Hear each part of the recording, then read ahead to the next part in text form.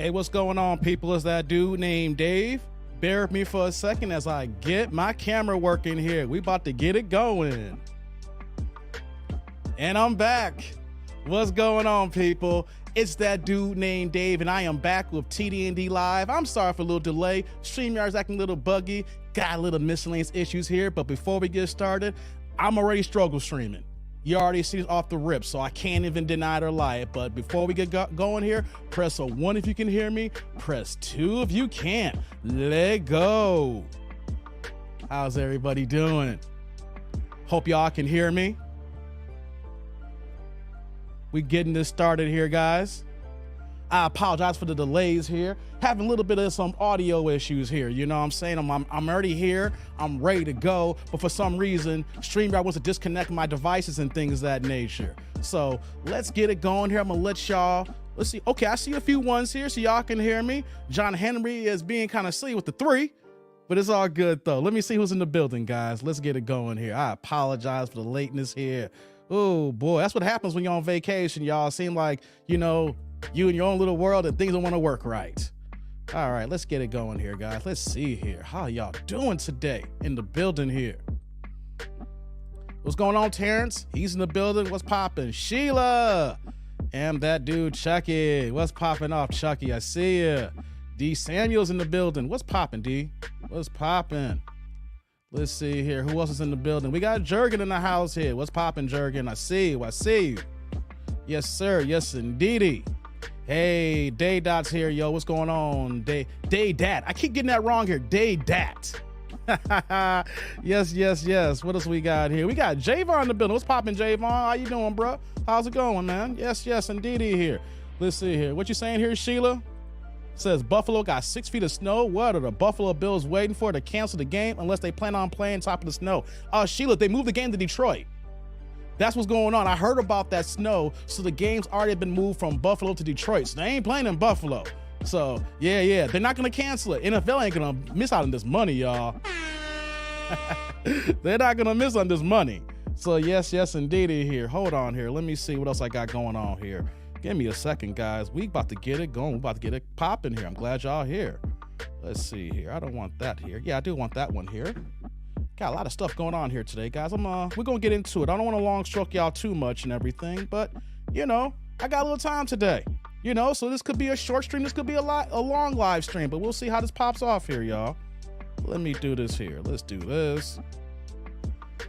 You know, all right, cool. Let's do this. I gotta add there's a lot of stuff going on my side over here, so I'm just glad y'all just bear with me for a second here as we get the proceedings proceeding here, y'all. Oh boy, what's we got in the building here? We got Roy in the building. This ain't the Disney Channel. What's poppin', Roy? The Disney Channel. We got Daniel in the building. What's poppin', Daniel? How's it going? Daniel's here. Okay, I see a lot of ones here now. Yes, I see Daniel with the 1. I see Jurgen with the 1. Like I said, John Henry being funny with the 3. So you can't hear me? Oh, what is it, bro? What is it? Come on, man. Help your boy out, man. Chucky's like, no red top. Nah. We ain't going Demon Day today, you know. We going black. You know what I'm saying? Y'all remember what was it? CB4? When Alan Payne had the song, "Oh, I'm black, y'all. I'm black, y'all. I'm bigger than bigot. I'm black, y'all. I'm bigger than black. I'm bigger than black cuz I'm black.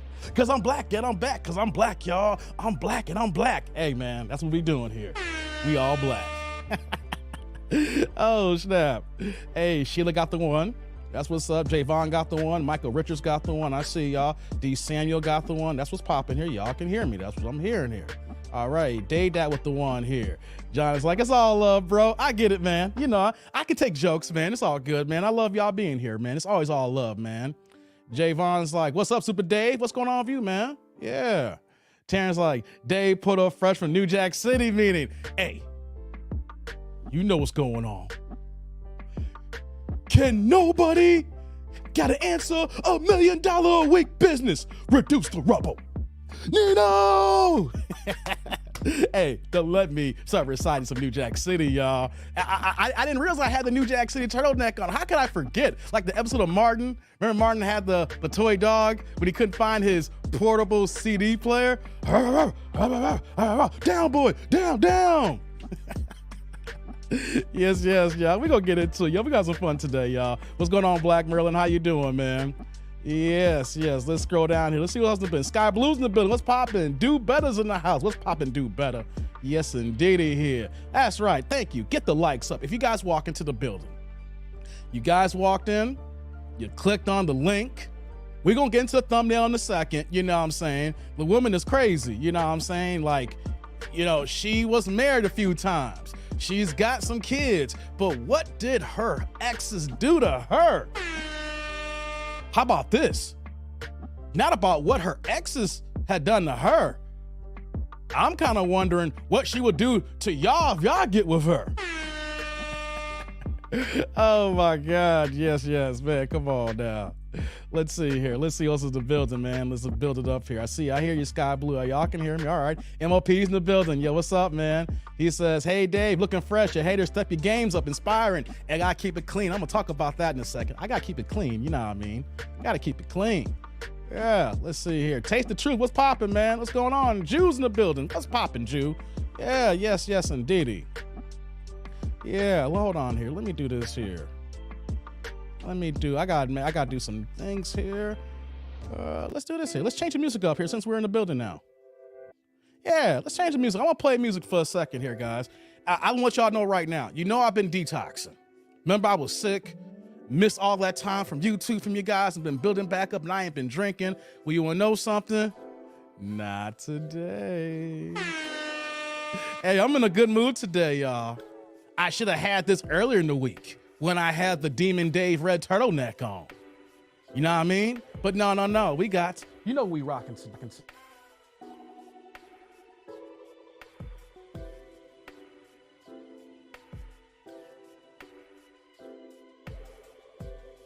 Okay, sorry about that, guys. I'm having some mic issues with the Rodecaster here. Hey, can y'all guys hear me one more time? Because for some reason,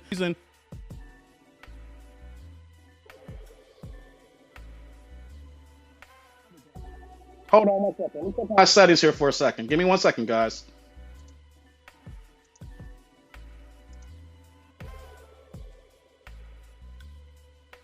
Okay. I think we're back now. Something's going on with the road here. So I just got to keep an eye on things here.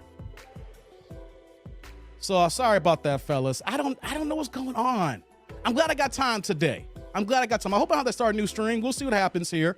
We'll see what happens. If I may need to start a new stream because that's the reason why it was my little intro, my little thumbnail you see. I was waiting for like 4 minutes because for some reason, the mic kept going unplugged here, but I got new cables. I got everything plugged in properly here. It's just kind of a little short right now. These are brand new stuff here. So we'll see how this goes here, guys. We'll see how it goes. All right, let me see here. Let me see. Who else is in the building, guys? Oh boy, I'm struggle streaming. I am totally struggle streaming. I'm gonna own that today, guys. I'm gonna own it. What's going on, Rostas? How you doing? Yeah, what's going on, El Bally? Peace, glad to hear you're in good vibes today. Oh yeah, I'm always in good vibes, no doubt.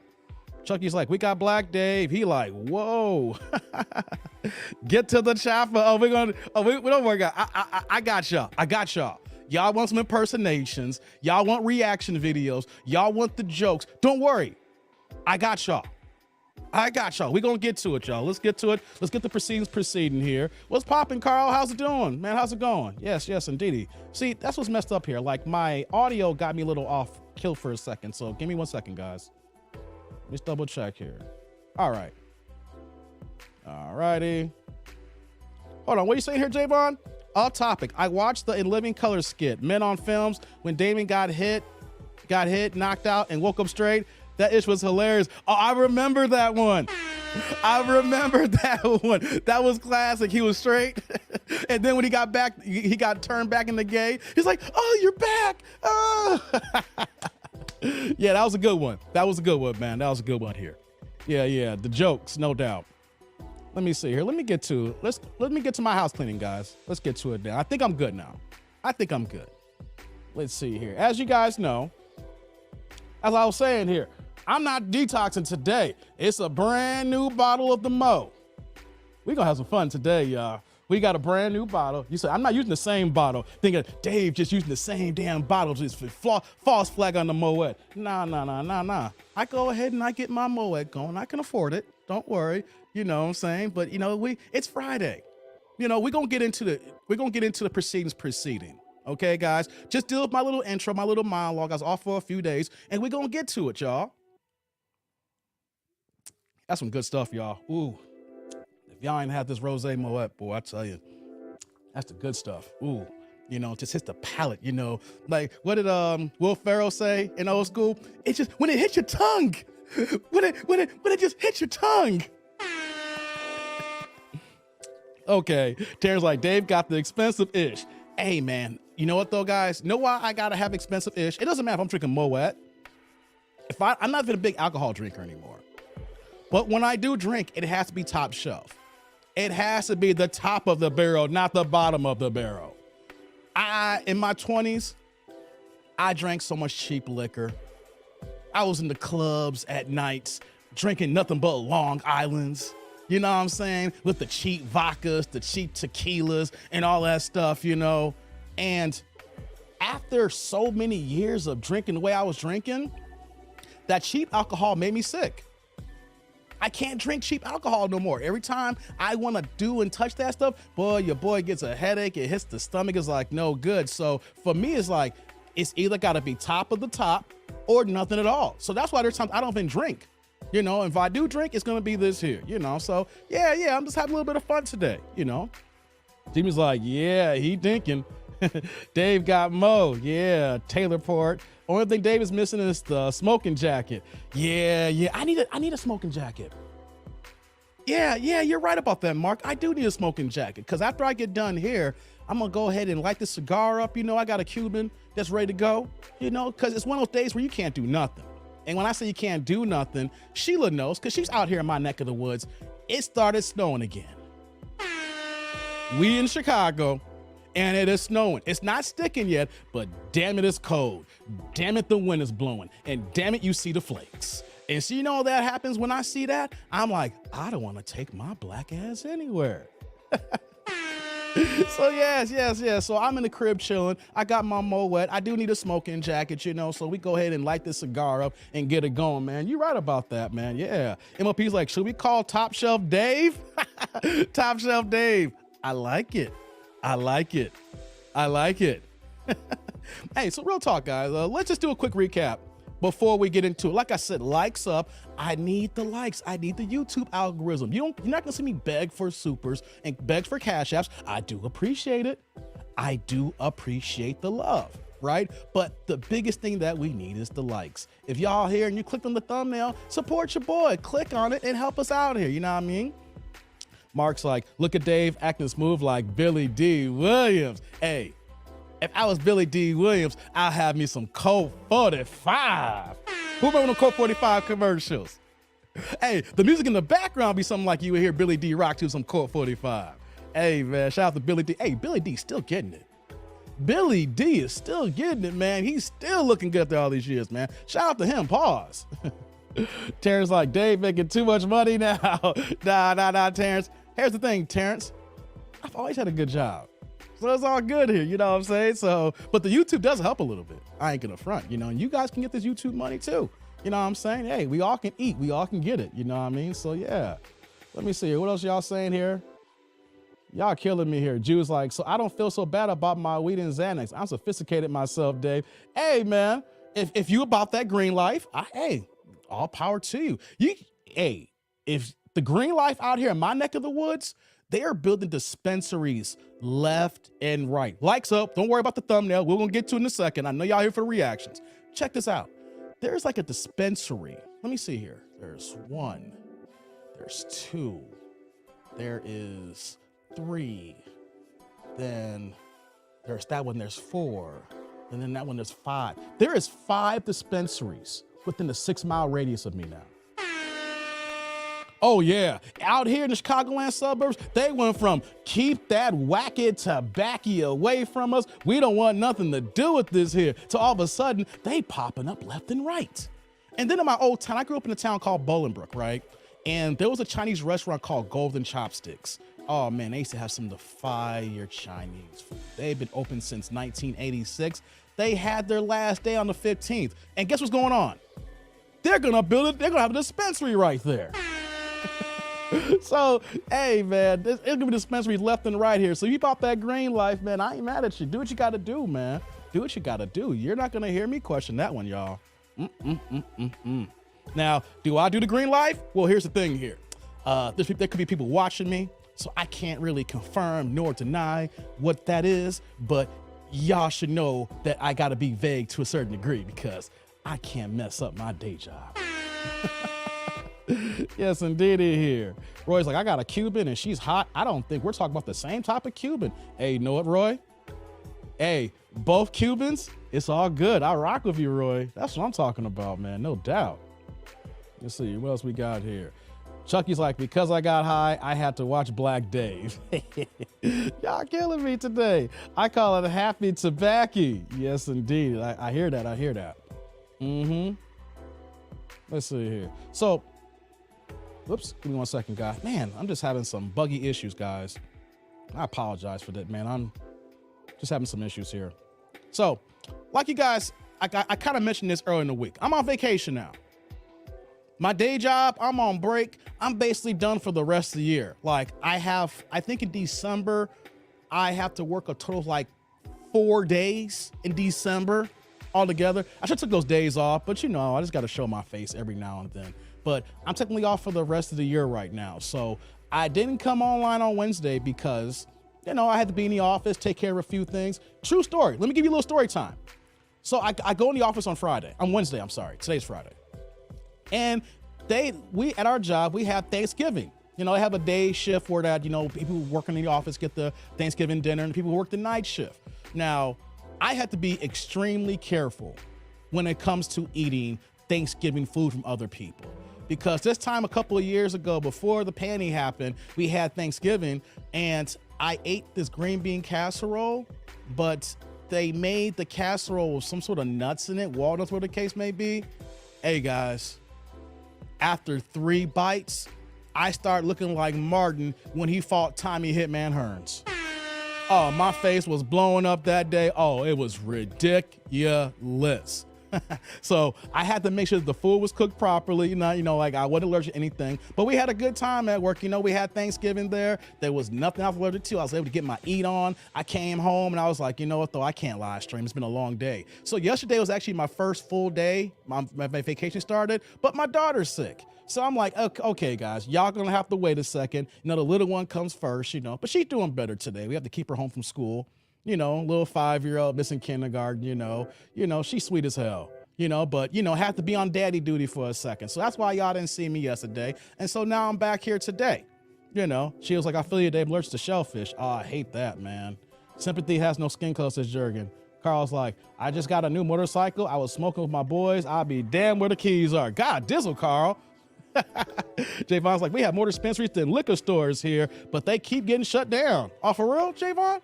Oh yeah, the dispensaries out here, they're popping up like liquor stores now. And here's the difference though. You see, normally you see the liquor stores pop up in areas that we don't want them to pop up when it comes to black communities. But with that 420, with that fire, with that dro, they popping up in the hood or in the suburbs. Cause you wanna know something, out here in Illinois, they want that tax money. Oh, yes, they want that tax money, y'all. So yeah, they popping up all over the place. So yeah, so I took these 2 days to get my head right. And so here I am today. And I gotta be honest, I almost didn't want to cam up. I mean, when you're on vacation, you're like, man, I just want to chill out. But like, you know what though, I got nothing else going on. It's like it's snowing outside. Only thing I'm gonna do is be on Netflix or on Hulu or on Disney Plus, whatever, watching TV. So I might as well kick it with y'all, man. Get it in. Let's get it in here. What else I got going on here, guys? Let me see. Hold on here. Let's see here before we get it going here. Oh yeah, before we get started here, guys, before we get to the video, like I said, if you guys miss any older content, like I said, I didn't drop any new reaction videos or live stream the last 2 days, but if you miss any of the week, please check them out after this live stream here. Whether if it's the top of the week when I wore the Demon Dave turtleneck and I went on the troll. And like I said, here's the irony about trolls. I called you guys out. I talked about y'all. I gave y'all the most ultimate disrespect. And I don't see y'all no more. Where y'all at, trolls? Where you at? You're not in my comment section. You're not in the live stream here. I disrespected you and your peoples, and you took it like a little bitch. Lost all respect for you guys.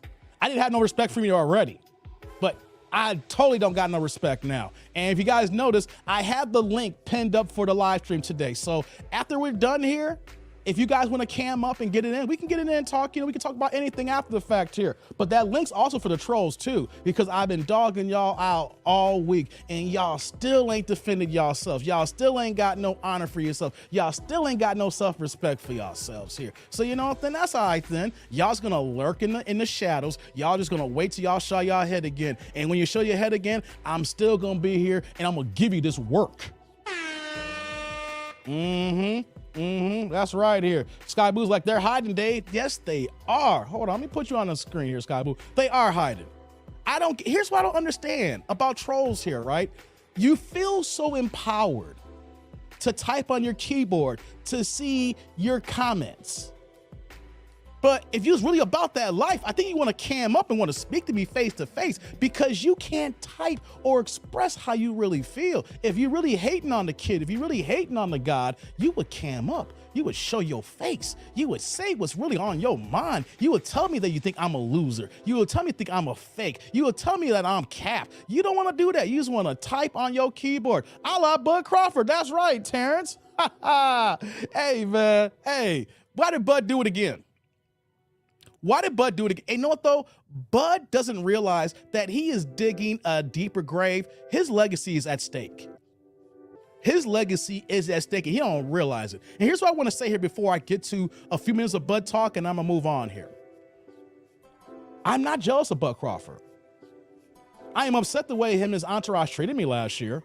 People have done reaction videos on me now and pulled it up, and it's not a secret. I've openly talked about how Bud Crawford, disrespected me. I triggered Dave. Nah. You didn't trigger me, Terrence. I actually had this plan, Terrence. I actually had this plan. I'm not mad at, I don't hate Terrence Crawford in that sense, and you think I do. I'm not jealous of Terrence Crawford. If anything, I admire fighters who have the skill level of a Bud Crawford. Men who can use their hands in the ring and have dedicated themselves to the craft to make themselves the fighter that he is. So I want everybody to understand that no, there's no jealousy. No, there's no jealousy. It's about the way you move. And it makes sense why you were quiet for so many years and you didn't talk. She was like, I'm gonna have to time out Terrence for bringing that up. Shout out to Sheila. Well, here it wouldn't matter. This wouldn't come up regardless. Here's the reason why. Here's the reason why, guys. Because Bud Crawford has been taking the heat, not just from me when I bring it up here. Actual boxing channels who go in on him, right? Hey, before I do that here, let me get to some of these. Let me get to the chats here. Derek's like, "Hey everyone, sorry I'm late. What did I miss? The whole show?" No, Derek, we just got started. We just got started. So thanks for joining in, man. And shout out to my man. I likes to travel with the $4.99, the $5 high. You're here with the first super. What you got here for the plate? Yes, I changed my screen name, Swift No Mo. Be sure to hit the like on the way in. That's what's up, man. Yeah. Salute, brother. So you're Z no more, bro? Okay, you gotta let me know ahead of time. I know you dropped the super. I appreciate that. I looked down, I was like, yo, who's like, I like to travel, Kendra? But it's all good though. I appreciate that. Hey, thank you again, brother. You support me in my endeavors here, and I really do appreciate it, man. So thanks a lot with the super. The first one in the building here. So guys, why did I say I wanted to bring up Terrence Crawford for a few moments here? Peep game. He went on Twitter today, about 3 hours ago. 3 hours ago, right? And you know what he said? Hold on, let me pull it back up here. Ready for this here. Hold on, where are you at, Terrence? Where are you at, Budrick? All right, here it goes here. This is what Terrence Crawford stayed on Twitter. And don't worry, Terrence, it's not on you. This is gonna happen regardless. All right. He says 4 hours ago. So this is not on you, Terrence. Don't get mad at Terrence. The Painfully Excellence podcast is in the building. We got Drew in the house, y'all. Hey, what's popping on? Hey, we just getting started here. Check this out. Look what Terrence Crawford had posted 4 hours ago. The real flex is I'm living life happy. paid, and a lot of y'all are sad, jealous, broke, and miserable. Laughing emojis. Budrick. What the hell does you being a paid fighter have anything to do with not giving not only boxing fans, but your fans what you want, what they want to see? We're happy that you're paid. We're happy that we don't see a black man broke out here in these streets. I ain't mad about you getting your coin. What we're mad about is that you don't have any self-awareness of how you're moving and how you're alienating yourself from the fans, which you've already been doing basically your whole career, and that we want to see you fight Errol the Truth Spence. That's what we want to see here. You talking about, and here's the thing, I'm not a millionaire. I don't got money like Bud Crawford, but you want to know something? Your boy ain't broke. How was my ass here on many live streams buying multiple bottles of this Moet here and drinking it on screen if I was broke? Come on now, Bud.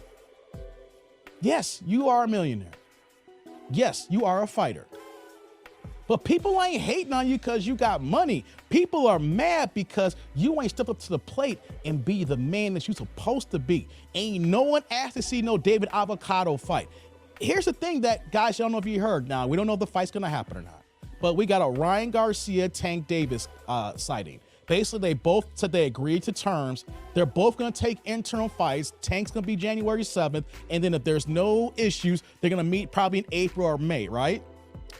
But if you came out from the get-go, even though you already said, I don't do tune-ups. I don't do tune-ups. He said this over a year ago. If you said, let's build this fight up, let's promote it. You got 3 belts, I got 1 belt. I'll go ahead and get my mandatory out the way. You got to do one of your mandatories. Maybe fight, a Stanionis, who's been waiting in the wings of the WBA. Or, unfortunately, that'll be a hard fight for Spence. Or we say, if you want to fight Book, which would be even a harder fight, the IBF level. Or WBC with Keith Thurman. If they had talked ahead of time and said, you know what, though? One's going to take a fight in December. One's going to take a fight in January. We're going to knock out one of the mandatories. And then we're going to come in the summertime, late spring, early summer for the big fight. Nobody would have been mad. Would have been a little disappointed it wouldn't happen at first. Yeah, of course. But nobody would have been upset because we've seen the game plan. And this is a game route that a lot of people do in boxing. One fight that comes to mind when Oscar De La Hoya was going to fight Bernard Hopkins. And then he had the quote unquote Tuno fight. I believe it was a Stevie Forbes back then, Drew. I can't remember if I jogged my memory for a second here. I believe he fought Forbes first. And now it's a controversial fight that people thought that Oscar lost. And then I can't remember if it was Forbes or somebody else. But then he went ahead and fought Bernard Hopkins when he got his ass knocked out with the kidney punch. My liver.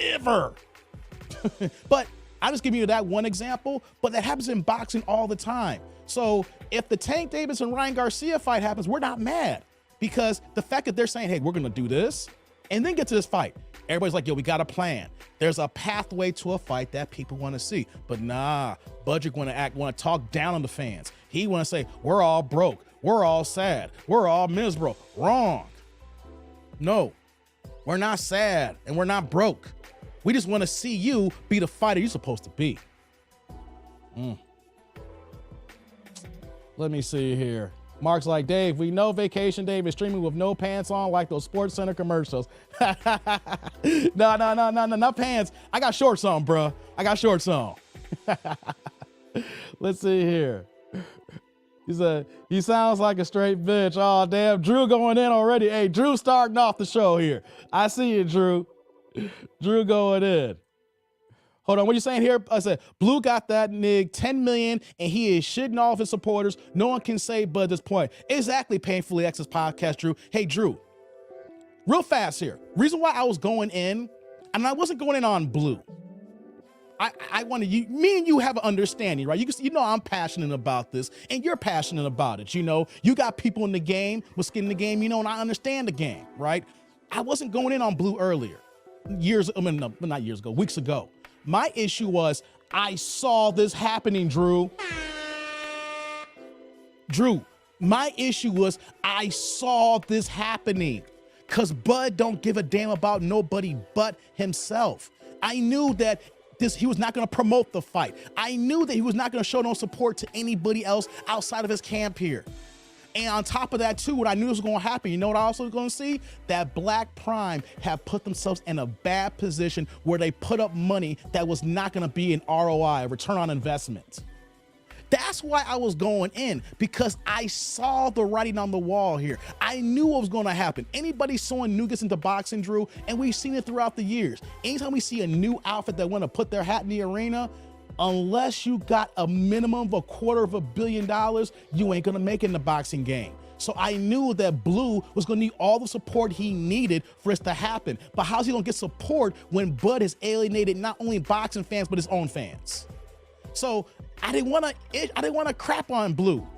I just knew how Bud was going to maneuver. I knew Bud was how he's going to operate. And so it was going to be like, damn, people in the YouTube space, especially Blue and whoever's working behind the scenes, is going to have an opportunity to promote fights and get involved with other fighters. But what happens when you got somebody who's supposed to be pound for pound, but he is not someone who you can work with? He is not somebody who's going to give you everything he got to make the event possible. But it's only about, do I got my check? Cool, keep it moving. He's not about the entirety of the card, about everybody else who's working, about the venue, the concession stands, the ticket, everything that goes into place to make a fight successful. He don't care about that. So I just want to make sure that when people hurt me in the past, it wasn't that I wanted to crap on Blue. It was the fact that I knew that Bud was going to crap on Blue. And what do we see now, Drew? What do we see now, Drew? Bud is going on DAZN, giving interviews. He's doing IG interviews, and he still ain't sat down and gave this man an exclusive live stream yet. If anything, Bud should have gave Blue the first sit down. If he can go ahead and meet him at a 7-Eleven and get the deal broken down, he could have gave that man a 2-hour live stream. It could have been Blue just giving him softball questions. The point is that he should have given him the exclusive before he's hitting every circle now. So now everybody's looking just like, yo, he shitted on Blue. So why should we support the situation? That's just me, bro. That's just me, bro. Let me see what else is going on here. We're about to get into it, y'all. I know I went a little bit on Budrick here. You know. Let me scroll down here. Thank you. It was Forbes. Thank you. See, someone who has a boxing history here. See, Drew, you know I know my boxing stuff here, so I had to do a reboot here. It was Stevie Forbes, man. Yeah. And didn't Stevie Forbes, I thought that if you turn the volume off in that fight, I thought Oscar lost that fight. Just the way I thought that, what's his name, had beat, oh boy, I'm just drawing a blank here, Drew. I really felt that, that Sean Porter had lost to who had Errol Spence had beat in April. I can't think of his name right now. I think I'm drawing a blank right now. I felt that fight that Porter had lost, but yeah, man. A lot going on here. Let me scroll down here. I'm about to get to this. Hey, shout out to Paul, man. What's going on, Paul? I ain't seen you in a minute. I saw you had commented earlier and everything. So, man, appreciate you back, man. It's been a while. Let's see here. Terrence like, Dave, now I see why you rage on Bud Crawford. Yeah, it doesn't make any sense how he's moving. He has no self-awareness. He has nothing but yes men in his corner. So when you have that, and then on top of that too, you apparently in boxing, but don't understand boxing business. And that's sad because I know for a fact that I know the business of boxing better than Bud. I will sit down, and I know that man's a rich man. I'll go to the ATM right now and pull $25,000 on the table.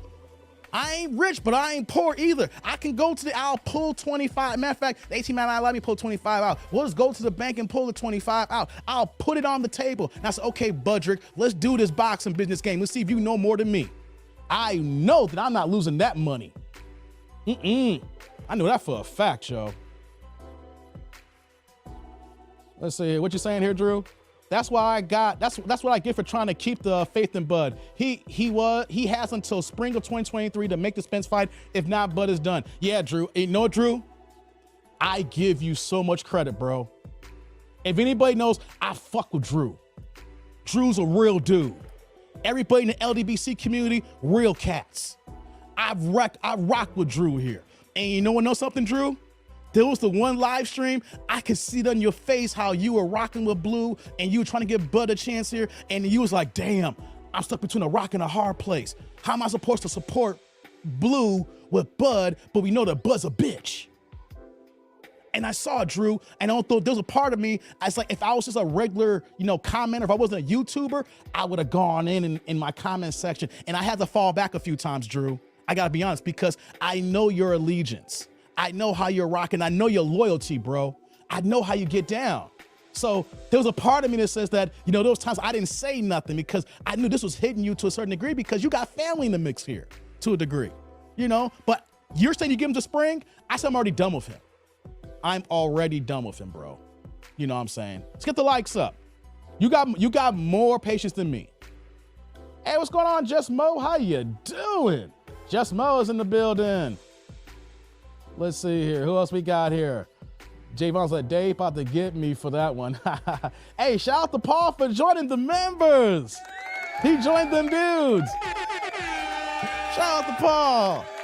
Hey, Paul. Hey, Paul. Salute, brother. Thank you, man. Thank you for joining the members group here. It ain't much. I think it's like $2.99 to join them dudes here to support the crew, support your boys. So I'm glad you're here, man. Thank you very much, man. Thank you. Terrence like, I'm dying over here. Ah, man, I'm glad. Drew was like, Oscar really lost that fight. That's why Oscar also dug Freddie. Okay, thank you, Drew. Man, you know what, Drew? We need to have a throwback of some old school boxing, one day. Maybe on your channel, my channel, I don't care. Like fights like that, like I just happened to throw off my head. Like, man, didn't Stevie beat Oscar, but they gave it to him because they had that was a unification fight. That was for Undisputed when Oscar fought Bernard Hopkins. So, they couldn't let that one go. So yeah, man. Yeah, I remember watching that one and I was like, and correct me if I'm wrong, Drew, wasn't that fight in LA? I believe that fight was in LA. And I was like, man, they could not let that Bernard Hopkins fight out the door. Boy, they gave that an Oscar. Okay, and before I move on here, shout out to Paul here with the $5 holla here. Bud thinks he's bigger than the sport. Yeah, he do. Paul coming with the $5 holla. Hey, Paul. Salute, brother. I appreciate that, man. You've been gone for a minute. You coming back, and it's like you never left, man. Thank you very much, man. Thank you very much, man. Let me do this here. My music's acting a little funky here, so I'm turning the music off for a second here. All right. She was like, my week was interesting. Okay, I see that here. So thank you very much for that. Hold on. Let me scroll back up here. I don't want to miss some more comments here as we get started here. Oh, right. Yeah, I've been struggling. Just bear with me for a second, guys. StreamYard's kind of a little buggy. I was talking to my guy, Mike, and he has some issues with StreamYard as well. StreamYard added some new features. They added some new features where that I was actually thinking about changing platforms, at least adding something else, another platform for my recording process. And I noticed that with these new features, StreamYard's been acting a little janky. So I'm gonna give StreamYard a little bit more time here. The fact that they added these new features, we'll see how it goes going forward here and if I want to stick with them or not. So yeah. Let's see here. Yeah, y'all cracking up over there. Let's see here. Drew's like, I ain't mad at anyone who stopped fucking with Bud because they aren't wrong with their analysis. Plus, after you told me what he did to you, I ain't fucking with Bud. Hey, Drew, and here's the thing. I can't lie about it, right? If we go into my WhatsApp, like when it happens, like my three friends, last year when it happened, I text them immediately. So it wasn't like I'm just making this up out of thin air. Like I just don't like Bud and I'm just gonna tell a story just to make myself look better. I still have the group chat. When that happened, I got back to my hotel room at the Delano and I text my whole group and I told them everything what happened here. I was like, yo, I ran the Bud and look what happened. You know what I'm saying? I've been telling this story for a year. And matter of fact, Drew, this is how I rock here. I know no one would ever do this. People say this, but I will go ahead and put 10,000 and allow to take the test to see if anybody tell me I'm lying. I can't make it up. I can remember getting off the elevator bank and seeing Crawford plain as day. I'm like, what's up, champ? What the nuck if you buck? Nuck if you buck? I'm like, man, are we in kindergarten? I thought we were grown-ass men. I thought we're like, you can't even allow people to say, what's up, champ, to you. And like I said, Drew, I say this to anybody. It'd been one thing if I was a dick rider. If I was out here just moving crazy, but like, yo, look, it's Bud Crawford. The champ is here. Oh my God, can you sign this autograph? Nah. I didn't move like that. I literally said, yo, what's up, champ? And they took that disrespect. I was like, God dizzle. I'm like, really? This is how you Omaha niggas move? This is how y'all supposed to be the illest niggas in Nebraska? Because if that's how Nebraska niggas move, I don't even want to fuck with Nebraska. I'm sorry. I mean, come on, man. It's like I've lived in certain parts of Chicago where I ain't supposed to be at. I've moved through areas of Chicago I ain't supposed to be at here. You know what I'm saying? I've had situations where that I may not have made it. You know, and the fact that I go to a public event and then here you are, professional millionaire boxer wants to start fights in the goddamn lobby. I mean, that's what was going to happen. If I was not the man that I am, I'm grown as hell. You see all these gray hairs? You see all these gray hairs? If I didn't have all these gray hairs, I was 10 years younger, I didn't care if it was 4 dudes there. I'd been like, yo, what the hell's y'all problem? I would have yelled back at them. And then the fight would have broke off, and then it'd be the same scenario that Bud Crawford had when he got that incident where he beat the dude at the auto mechanic shop, taking his car off the hydraulics because he didn't want to pay for his car. Yeah. I should get out Bud right now, guys. Paul's like, if Drew rock with you, I rock with you. That's what's up, man. Hey, we all love here in this YouTube community. That's why, remember Drew? Drew's been making a point, say this is why it's called social media. There should be no hate going on here. We should all be rocking with each other. You know what I'm saying? Unless you're saying some crazy stuff that I don't jive with, and then it's a wrap. Tommy's like, B-Hop killed Oscar. Yeah, man, my liver. Yes, indeedy. What else we got here? Tommy's like, screaming on liver shots and body shots. Yeah, my liver. Man, I never forget. My boy ordered that pay-per-view. I went to his crib and watched that fight, and then see Oscar just rolling around like that, boy, I was like, yeah. Paul's like, I'm starting to hate him, Terrence Foster. I see that, y'all. Let's see here. What's going on, Jay? How you doing? Man, it's glad to see everybody this Friday here, man. Jay's like, I don't know anybody in Nebraska. Yeah, I'm gonna keep it that way too. I don't care. I'm discriminating against Nebraska cats. I do not care. If you from Nebraska and you rock a Bud Crawford, y'all can get this work too. You support them? Let me do this here. Make sure we got that going here. Tommy's like, I met Sugar Shane once. He was super humble, and we were at the movies on top. You know what, though, Tommy? I'm glad you put that here. And I said this before. I'm gonna do this little boxing intro here. I know I've been long choking y'all because I got time today, right? But I'm gonna keep moving after these next topics here. I told Drew this too. I have met several fighters in my lifetime here, pictures with them and everything, right? And the one thing I've noticed, comparing boxers to baseball players, football players, basketball players, etc., outside of Bud Crawford, boxers have been the coolest athletes I've ever met because they don't get the fanfare that other athletes get, right? Because if you're a basketball player, they play 82 games a season, even though they may not play all 82 games, but they're on the roster. We see them on TV from what? The end of September when preseason starts, like October when preseason starts, up until April or May. If you're deep in the playoffs, you see it to June. So 7 months you're on TV. Even if you're injured, you're on TV. Baseball, 162 games. You're there from April to the end of October, November, depending on how late you get to the playoffs here. Football's king in the States here. So when it comes to boxing, we only see them when they have a fight. You know, only the tops have really marked themselves where you see them all the time, like the Floyd Mayweathers of the world, the Manny Pacquiao's of the world, you know. Even before he's fallen off, you can say to a degree. When I say falling off, he take the sport serious like an Adrian Broner, like names like that, you know. Guys who you know are top of the food chain, like the Lennox Lewis of the world. We knew who they were, right? But the regular fighters, even their champions, they're so humble, so cool to talk to rock with. And like I said, and this what makes it worse for Bud Crawford, because I met Errol Spence. I met him when my pops was still alive, when I took my dad to Vegas for a fight. And Errol was the coolest, humblest brother that you could meet. And you want to know something? There is a definite size difference between Bud and Errol. I mean, Errol is a big boy compared to being that close to Bud and then being next to Spence.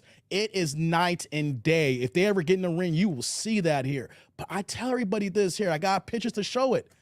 Me and my pops talked to Errol Spence for 40 minutes. There were times I wanted to end the conversation because people came around us and wanted to talk to him. He didn't want to talk to nobody else. He kept talking to me and my dad. And I was like, yo, this is dope. Here's this young cat who's humble, who's respectful, just saw this man in the ring and whooped ass and came out here and is talking normal here like it's an everyday Joe. And I couldn't get away from him. And I tell everybody this, even to this day, I said, you know what? I said, as long as you move this way, Spence, you got a fan for life. And I have not veered from that. You'd be surprised how, if you're an athlete, if you're an entertainer, if you're just whatever, and you're in the market, how you treat people, people remember that. People will not forget that. You know what I'm saying? And even though Bud didn't say a word, but his people did, he was right there in the middle, and he co-signed what his entourage was going to do if I even wanted to get Froggy and wanted to jump. So that's why I say fuck Bud. Say it again, fuck Bud. And here's the thing. I don't care you're rich. I'm happy you're rich. That means that you're not really trying to rob a brother. I'm happy you're able to take care of your family. I'm happy you're able to eat. But you cannot treat the fans who help you get to this point here. Your skills is part of it here. But the way you interact and how the fans buy your fights is another thing here. So that's why I said, no, I'm done with Bud. I'm good on Bud, y'all. PHX like Warren Buffett is the Ellis in Nebraska. I like that, man. Is rumors about him being an asshole is legendary. Now I can believe it. Yeah, man. Yeah, I'm ready to move on from that now. Let's see here. Let's scroll down. Let's get to the show, guys. I'm glad I'm able to talk about this stuff here. I got time today, man. Let's get to the show, guys. Antoine's like, what up, Dave? Have a happy Thanksgiving next week. Thank you, Antoine. Let's get to the show here. Derek's like, Dave, did you see Dave Chappelle on Saturday Night Live last week? Yes, I did. Love that monologue. Now the Anti-Defamation League want to come after Dave Chappelle. Lord have mercy. Can't talk about anything about anybody getting sensitive these days. Yes, indeedy here. Hold on. Let me scroll down. I'm just getting caught up on these chats here. Paul's like, Arrow's going to beat that cow tipper from Nebraska. No doubt. Tommy's like, Dave gave SNL CPR on a flatline show. Yeah, he did. Hey, Tommy, I had not watched SNL this entire season. I have every single episode on my DVR right now, and I only watched SNL because Dave Chappelle and Black Star was on there. Shout out to Black Star. Hey, I know he's not Mos Def anymore. His name is Yasin Bey. He's still Mos Def to me to a degree, right? And Talib Kweli, I have seen those brothers perform so many times live in concert. That's the only reason why that I had checked into SNL because, man, Black Star album came out my freshman year in college. Hey, man, y'all don't know. That Black Star album helped shape my 19-year-old self in my early college years, y'all. Hey, man, Brown Skin Lady. What y'all know about Brown Skin Lady? Brown Skin Lady. Hey, hey, how you doing? Brown Skin Lady. Hey, hey, how you feel? I like the way you look. I like the way that you. Hey, come on, man. What y'all know about that Black Star, man? Oh, my God. Shout out to Mos Def, a.k.a. Yasin Bey, and Talib Kweli. Hey, real talk. I have seen Kweli in Chicago at least 20 times in concert. At least 20 times. Yeah, I'm long stroking y'all today. I know that. Hey, I got time today. But at least 20 times because Kweli would either hop on everybody's tours and would open, or I'll see his own sets, or the man be DJing out here. It's like Chicago's his second home outside of New York, y'all. So shout out to Black Star, man. Terrence's like, I'll take the blame on that one. Hey, ain't no me to take no blame, Terrence. That was going to happen regardless, baby. That was going to happen. What's going on, T. Lee? What's going on? Tommy's like, I get high, but my feet never touch the ground. That's what's up, man. Mondo, what's popping off, man? PA Texas says, what y'all know about, what's that Fitzek CD back in the day? I don't know what you're talking about, PA Texas. Tommy's like, man, Talib had me in a Paradox back in the day. No doubt. And especially piece about music real fast, shout out to Nas. That King's Disease 3? Woo. Fire. Man, since he hooked up with Hit Boy, man, those first two albums, I was like, God, Dizzle, and here he is again with this one here. I remember Drew had asked about this on his birthday. I was in the train bumping it, man. Hey, man, Nas is still dropping that heat, man. So shout out to Nas. Yo, Music is alive and well, man. I know we talking about this drill music and hip hop and how this is taking over, things of that nature. We still got OGs dropping real heat and venom, y'all. No doubt.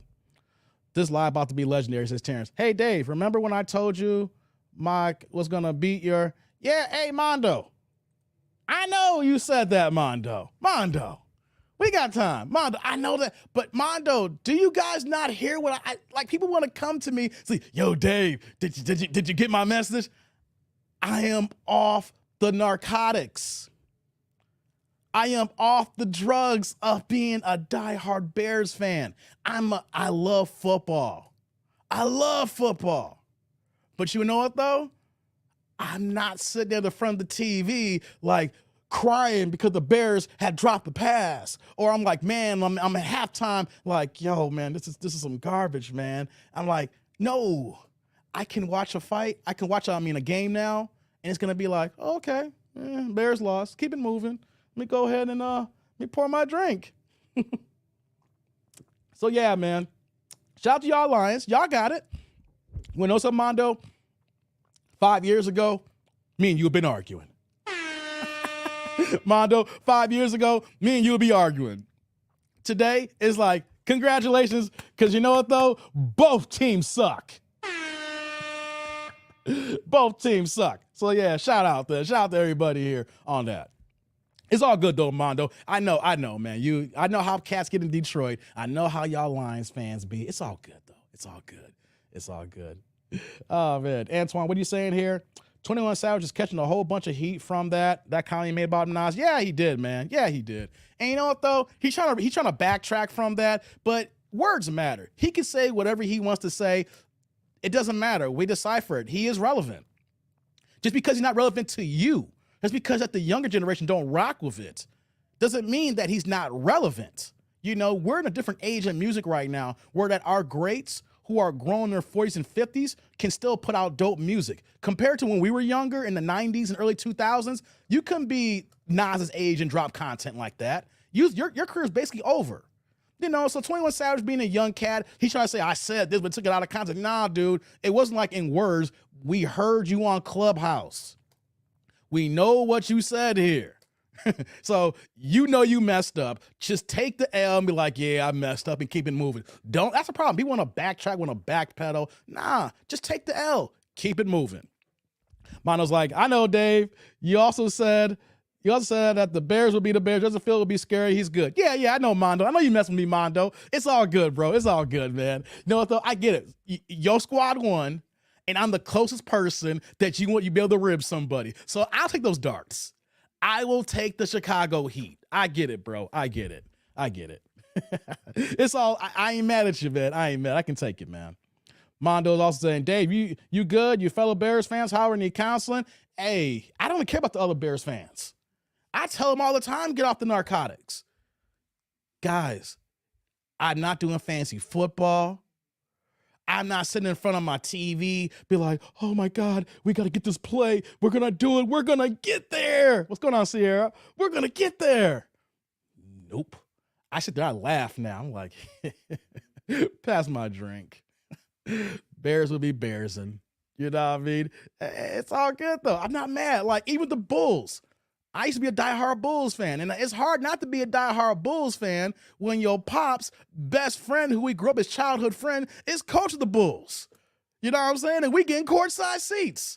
How could you not be rocking with the Bulls during them days? You know what I'm saying? Like, yo, I'm sitting with the coaches' wives and everything like that. How could you not be diehard? Now it's like, you know what, though? It's what it is. It is what it is. What else we got here to chat here? You're about to get to the thumbnail. Don't worry. I know I'm long stroking y'all here. I got time today, man. I got time today. PA Tech is like, you know, in college when you burn a CD and you had to put R. Kelly, Jodeci, and some of the 90s slow jams, and you put these tracks on for a female and she already know what you trying to do. Hey, PA, I had a binder of mixed CDs, bruh. Oh my God. Hey, we might have to do a call in after the fact here to get into it here. You speaking my language here. Man, speaking of R. Kelly, I told the story how R. Kelly took my ex. Almost took my girl back in 1999 at the Get in My Bed tour. Yeah, I got stories for days, guys. I can't make it. I could put my hand on a sack of Bibles. You know, I don't rock with the Bible like that. You can put me on a lie detector test. Yeah, R. Kelly tried to take my girl in 1999 to get in my bed to her, man. He was singing Half on a Baby. Hey, man, can't make it up, man. I can't make it up. Y'all think this dude be making up? No, I can't. I can't make it up. I'm putting myself back to a 19-year-old, that dude, and sitting in the audience at United Center in the front row and looking at R. Kelly, looking at my girl, and my girl losing her goddamn mind. Talking about, pick me, R. Kelly, pick me. And I'm sitting there like, what can I do? I lost. I work at Menards. I make $5.50 an hour. What can I do with R. Kelly? Yeah, indeed. Tommy's like, Dave, had me remembering when I used to get that new Jay-Z's every year from 96 to 2008. Yeah, no doubt. Let's see here. What else we got here? Mono's like, actually, I would rather be heckling Packers fans, but they don't want to play. Yeah, Packers on some other stuff right now, man. No doubt. Hey, let's get into it, guys. How about this? Let's pick up this conversation after the fact here, right? Let's do the TD&D roll call. City, state, zip, area code, where are you from? I'm with the Chicagoland suburbs. Stand up here. Let's get into it, guys. We can pick this up after the fact here. You know what I mean? Let's get into it. I long took y'all for an hour. Can you believe it? I've been talking for a freaking hour here and didn't even realize it here. Let's see where y'all from here. Let's get into it now. Save big money at Menards. You know it, Mondo. Yeah, I mean, that's my first job, man. I got started working there. I was 16 years old. My first day on the job was my first day of my junior year in high school. Yeah, man. Mondo's like 313. We stay here. That's what's up, man. 313. Duluth. I know where you at. I like to travel. Yeah, the formerly known as Z-Wift. I see you. D. Samuel, London, UK's in the house. Do better, Detroit, 313. I see you, man. We got a couple of 313s in the house. Derek's still here. David, I used to get 100 tapes for a penny. 513. Yeah, I know them tapes. The 7 CDs was it for a penny? We going way back now. All right, here. Who else we got here in the building? Oh, y'all coming in now. Let's see here. Yep. Jew, where were you in 9th grade when R. Kelly tried that? And no, I wasn't in 9th grade. I was 19. I'm grown, man. I'm old. Look at the gray hairs. Nah. I was 19. I was a freshman in college. You know, my girl was right for him. Just she was not too old yet. Eric's in Maryland. What's popping, man? Got Errol in the building. Willie, 816 in the building. What's going on? Feels like an hour already. I'm late, I know. Hey, I didn't know I was talking for an hour. I didn't know we was here for this long here. We just kicking back here. It is what it is. I got time. This could be a marathon stream today for all I know. I ain't got nothing going on. Terrence, 256, I see you. Yeah, Port Arthur, Texas. Say PA, I see you there, man. Yeah. Damn it, hold on, guys. StreamYard still acting a little buggy, y'all. That's why I've been having some issues. I'm struggle streaming today. Eminem was, now Webby is better than Eminem, says Rocks. Okay, I see that. We chilling day today. The demon's asleep. That's Dylan. You see here. Laguna Hills for Tommy. I see you. Indianapolis for Take the Truth. That's what's up. Yeah. 409. What's going on, Tony? I'll be 46 in January. That's what's up, man. Javon 323. Jude 281. Antoine 213. That's what's up. Got a lot of people in the building here already. You know what I'm saying? Yeah. Let's see here, guys. Give me 1 second here. Give me 1 second. We got that. All right. We got the roll call out the way. Before I get started, guys, I said before I do another live stream, I had to get my locks done. It's been about a month. You know what I'm saying? I like to keep my hair fresh. I'm not an earthy lock dude. You know what I'm saying? And, you know, if someone try to say, you got braids, you a grown man with braids. And I was like, nah, these ain't braids, brother. I got my hair locked up in they 2 strands, you know. It feels good to get them freshed up. I ain't that earthy dude, you know what I'm saying? I got to get it done. And I say at least every 3 weeks, but sometimes I go like 5 weeks because the last time I got my hair done was a few days before I went to New York. And I went to New York, was it on the 12th of last month here. So, you know, it just feels good that I was like, you know what, though? I can't do another live without my hair done. You know what I'm saying? Got to get this. It feels nice and refreshing. Shout out to Phase Braids and Locks in Aurora. My girl Destiny, my man Mike, who run the shop there. They got me cleaned up. She goes ahead and gets me retwisted, and he goes ahead and gives me a nice little lining. So yeah, had to get this going here. I feel good about myself. Guys, don't you feel good when you get a fresh haircut? You know, you go to the shop, you know, and you get yourself taken care of, you get your beard taken care of, all that stuff. Man, I feel so much better today, y'all. That's what's up. Damn, D4 like, Dave, yeah, you long stroking today. Yeah, no, I got nowhere to go. I'm on vacation.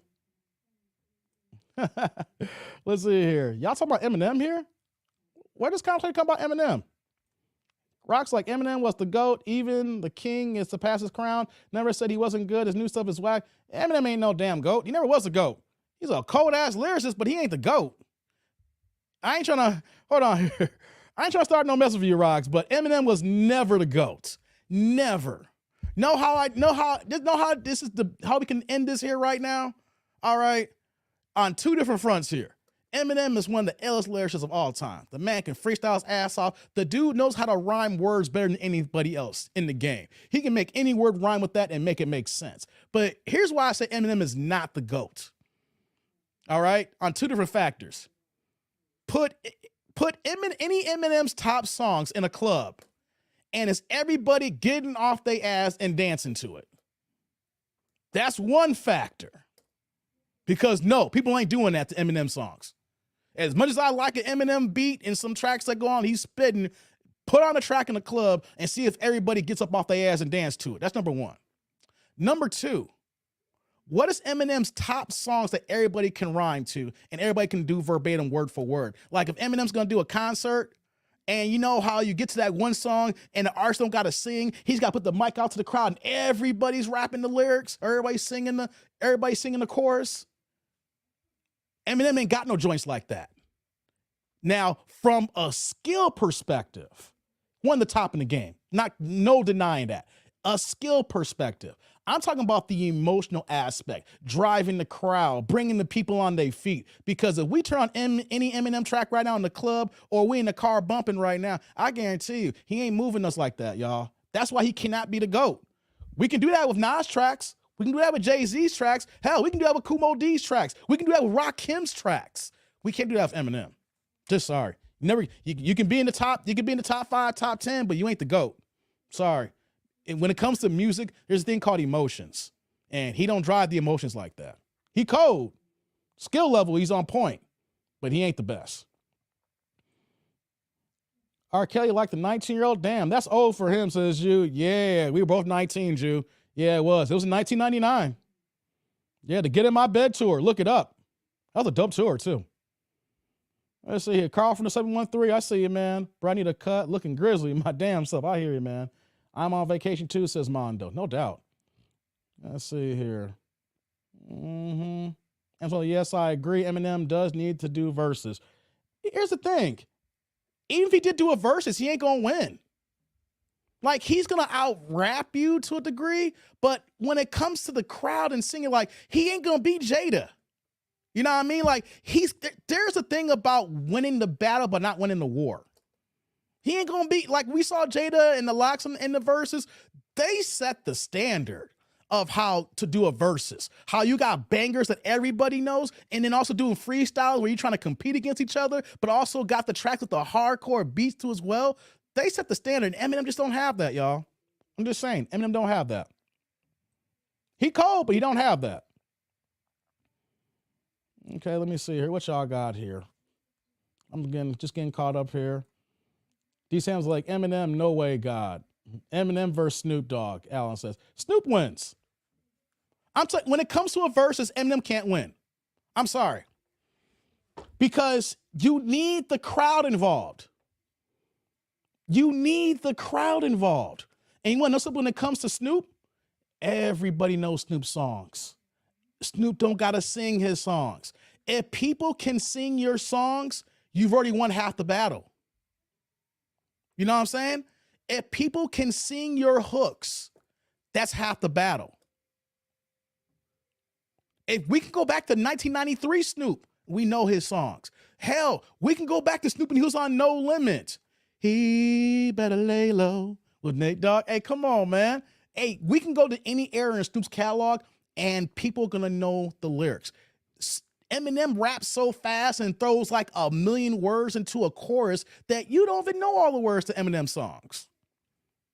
So, kind of funny how we kind of turned into that, but it's all good though. Yeah. Tommy's like, dudes that make their raps into melodies, raps that everyone can sing to, even if you don't listen to rap, it's a rap. Basically, if they have a great hook. Yeah. No doubt. Sierra's like, all three of them could have taken turns, but they let Jada do his thing. Because Jada is the leader.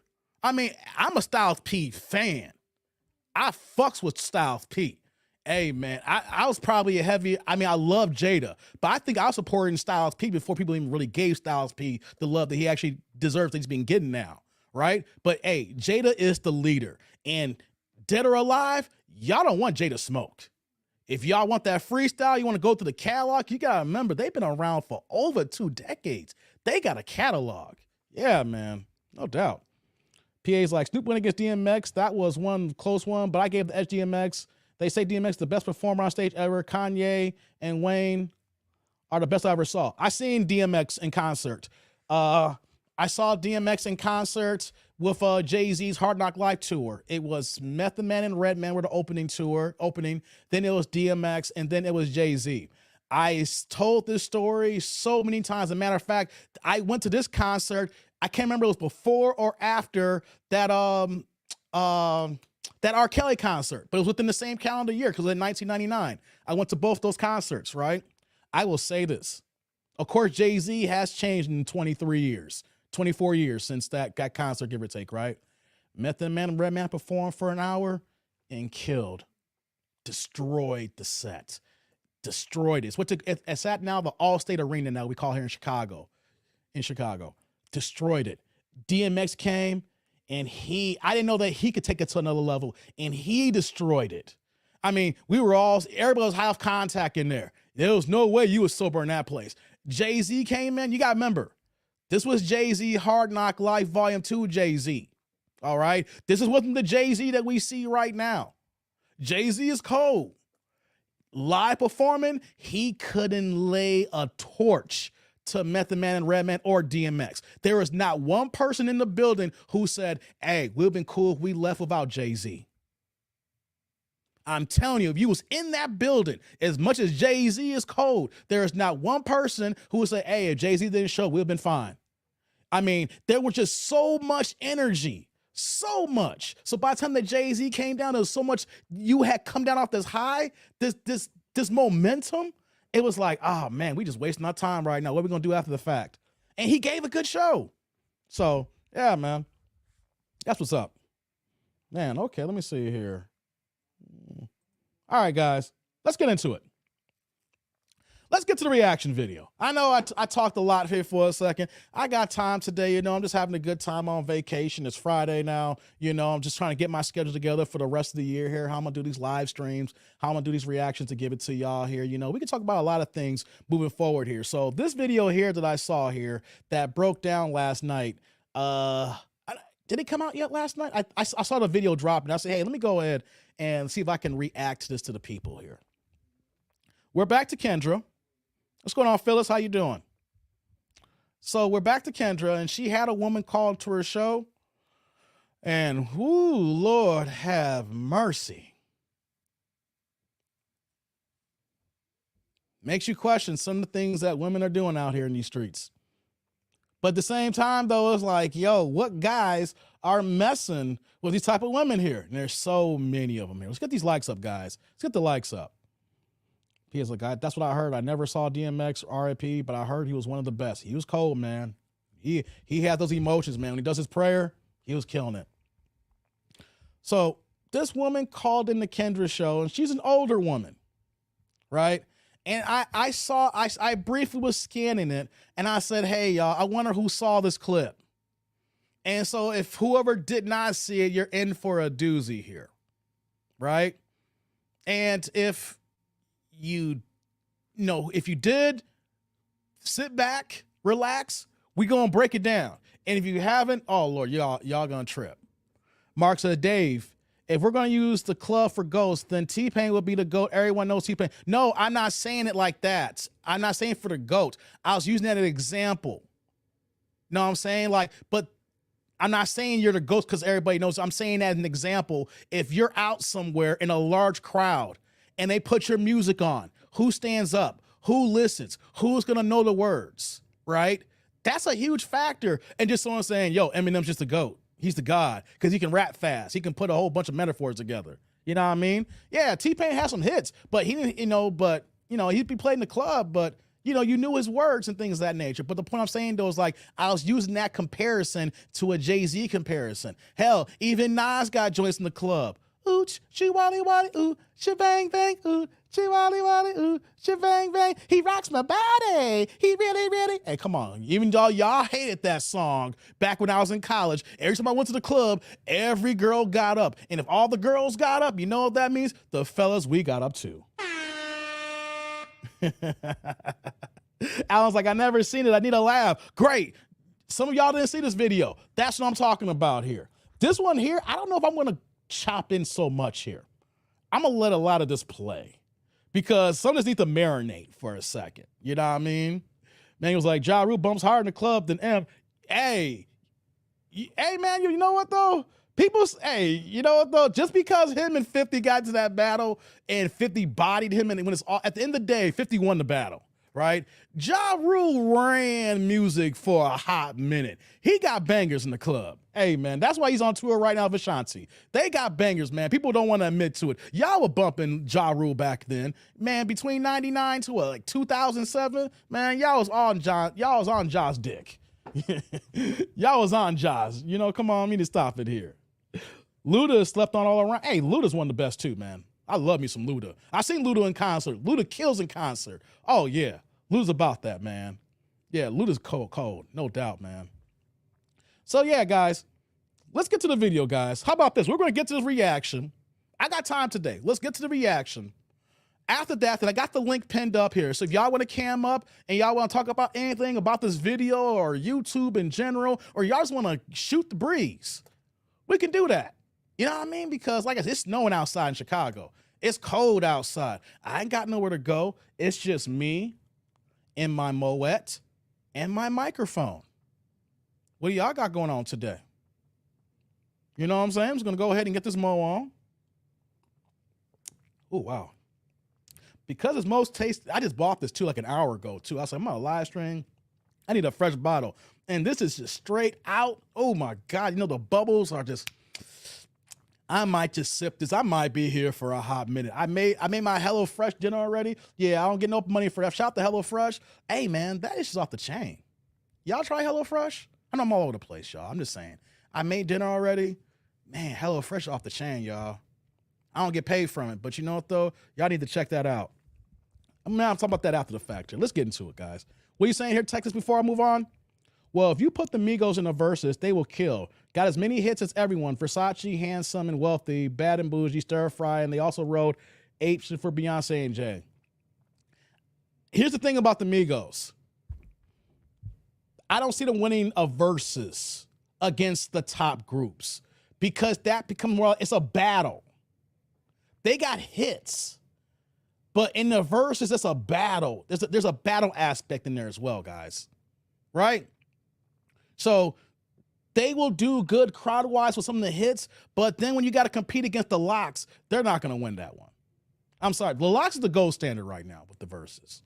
Let's talk about that after the fact. Let's hold on to this here, and let's come back to that. Let's get to the video because this video's ape shit. Shout you out, man, for setting this up here because this video's ape shit. All right, guys. Recipe to Takeoff. He died not too far from my crib in Houston. Yeah, that's messed up, man. Migos can win against anyone in their era, but it's also about how you get the crowd into it. Exactly, Manuel. Yeah.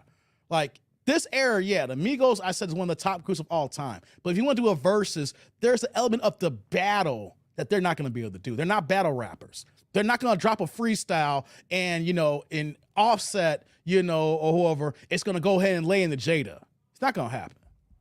You know what I mean? So, oh, Ziggy, you're back. Ziggy 2 times. All right, guys, y'all ready? Are you guys ready? I long stroked y'all long enough here now. I got time.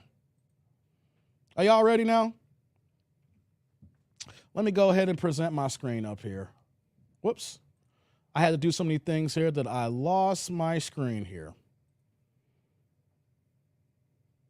Let's get it going here. Let's do this. Here we go, y'all. All right, guys, I long stroke y'all enough here. It's Friday. It's cold outside. I gave y'all time to get y'all drinks too. See, it's method to my madness here. We can just kick back a little bit here. I run this like a regular show. Like then we get to the main event. So if y'all got y'all drinks, let's get it going here and let's see what we're about to give ourselves into here. Times like he gave everyone the gawk action. Tommy, you a joker. You a fool, man. You a fool. Oh, my God. Okay, guys, let's get it going. Let's see what we got here. We know it's Kendra. But you know what, though? We're not ripping on Kendra these days. We're ripping on the guest. I know she brings them up, but she hasn't been saying things to start this off here. Kendra has not been giving bad advice lately. You know, got to call a spade a spade. We can rip her when we want to rip her, you know, when we see them giving bad advice, things of that nature. But Kendra has not been giving bad advice. Anything. She's been quiet and shocked about what the things these women be saying on the screen here or the dudes that be calling in. So we're not ripping Kendra. You know, I'm equal opportunity when it comes to accountability. We're ripping the people who call in. So let's do it, guys. Let's get into it. You want to hear it? Here it go. Turn that music off. Kendra in the house.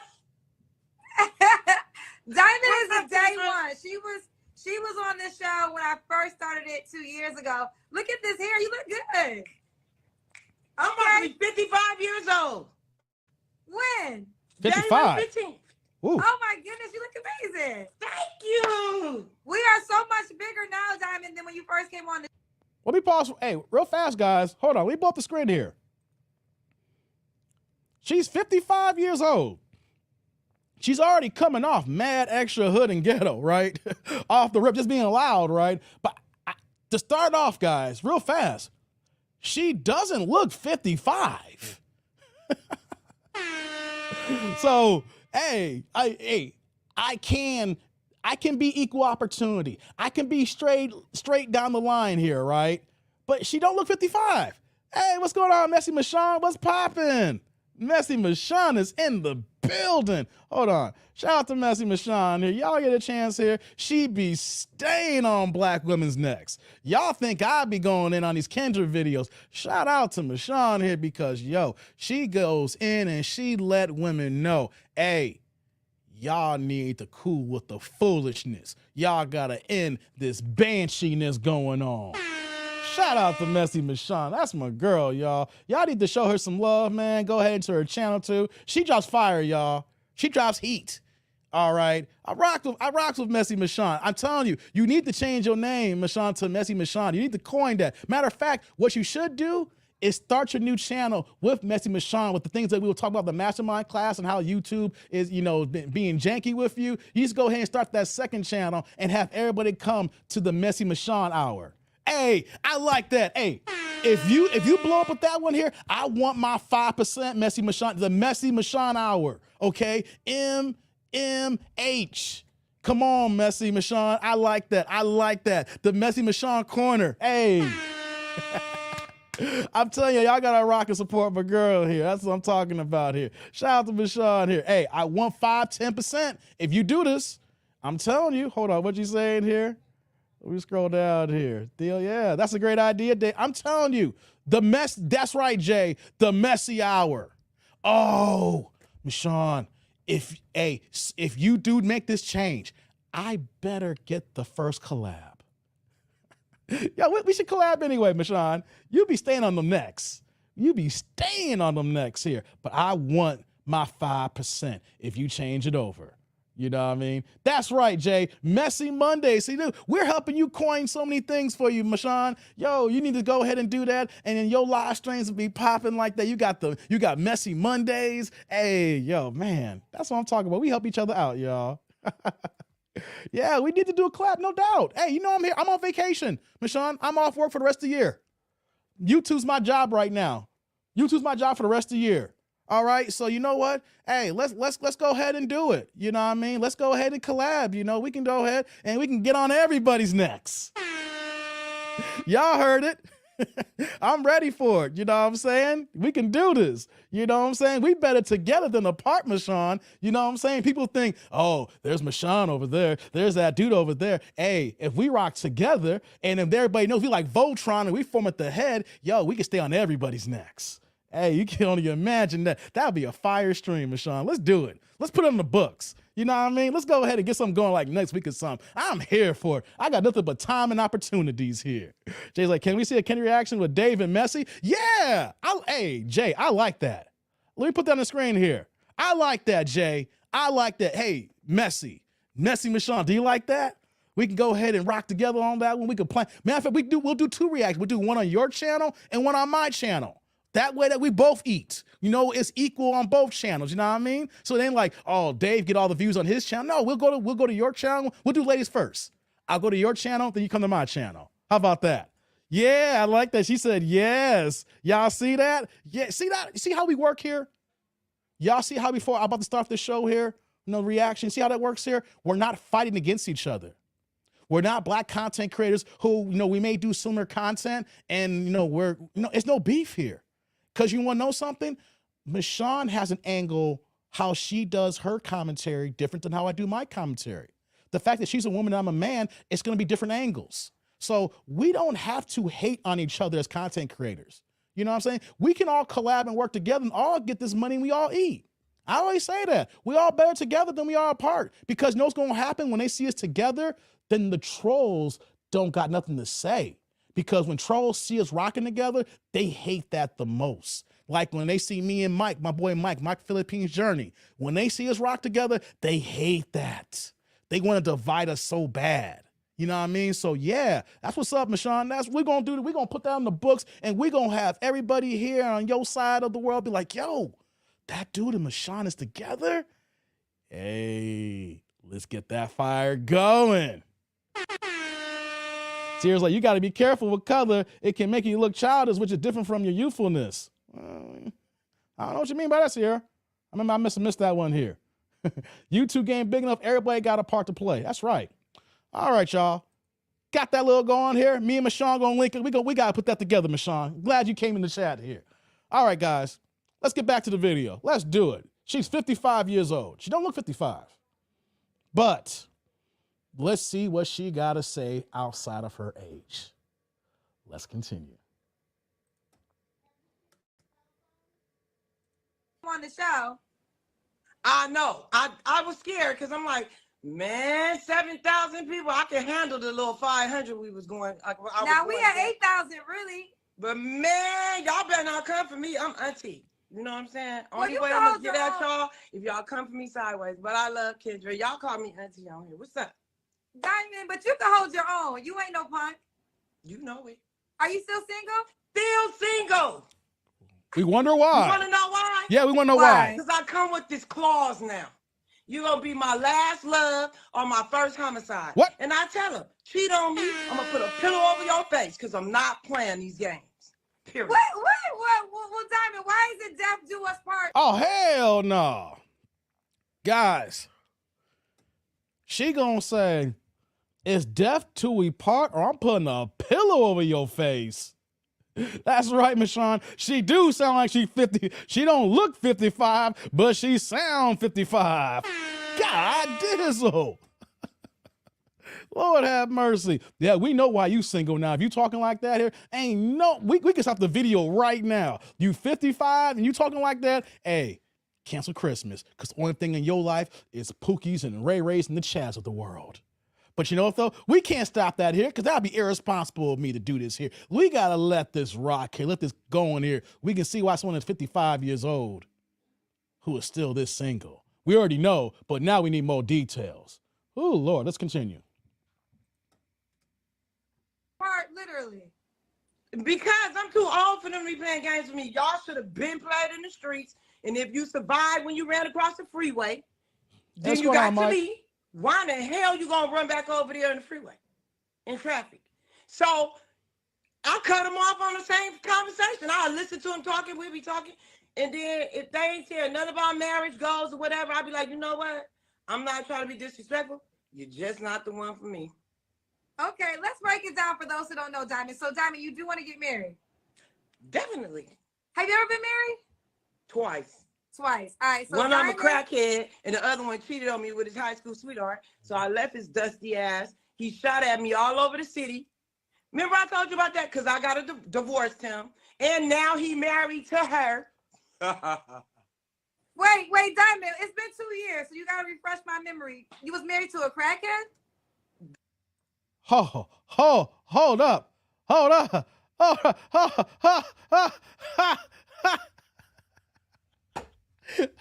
on. Guys, if you guys are wondering here, if you just walked into the building, we are just starting the video. I long stroke my tribe long enough here. This is Long Stroke Fridays. I should call this Long Stroke Fridays, right? We went an hour and a half before starting the video. We are just starting the video here. Did you hear what she said? She'd been married twice. Her first marriage was a crackhead. Her second husband shot at her ass. Hold up. Hey. Before I get the cooking on this, before I go extra crispy and put a little marinade barbecue on top of that here. We got to shout out to my man. I like to travel here, new screen name. With the $4.99, we go to the $5 holla here. I hope Kendra asks if her false teeth like to travel. God dang. We starting already. Hey, bruh. Hey. Salute, brother. Thank you for the holler, man. Thank you for the holler, man. Coming through here. Y'all hear this here right now, right? Y'all hear this here. Crackheads. Come on, y'all. Come on. Wait a minute. Wait, guys. Y'all get on my case sometimes. Dave, why you keep picking on women like this all the time? Why you keep going ahead and doing these Kendra reaction videos? Y'all see my emails. Gotta see some of the comment section. Dave, what's wrong with you? Why can't you leave it alone? Look what we got here. We have a 55-year-old woman who openly admits that her ex-husband was a goddamn crackhead. Crackhead, y'all. What do you expect, ladies, when you chose a crackhead to marry? Now, I don't know about y'all here. I'm just kind of curious. What happens? We have the one woman whose husband was a meth head and she divorced him. What is going on with these ladies who are marrying crackheads and meth heads who are calling Kendra's show? We can't make this up, y'all. We can't make this up. Let alone after you got past the crackhead, you got another man that says, bang, bang, bang, bang, bang, bang.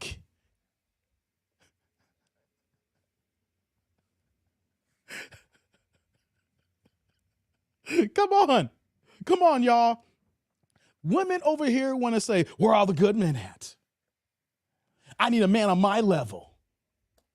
I need a man who is strong and secure, that knows how to handle a strong woman like me, that dude. You can't get it, Dave, because you don't understand, because you're not secure. No. You're not strong-willed. You can't handle all this woman. Oh, no, you can't. Oh, no. Wait a minute. So you're telling me that I can't handle you, but you married a crackhead who could handle you? And what are you doing for a man to go popping gat claps on you? Bang, bang.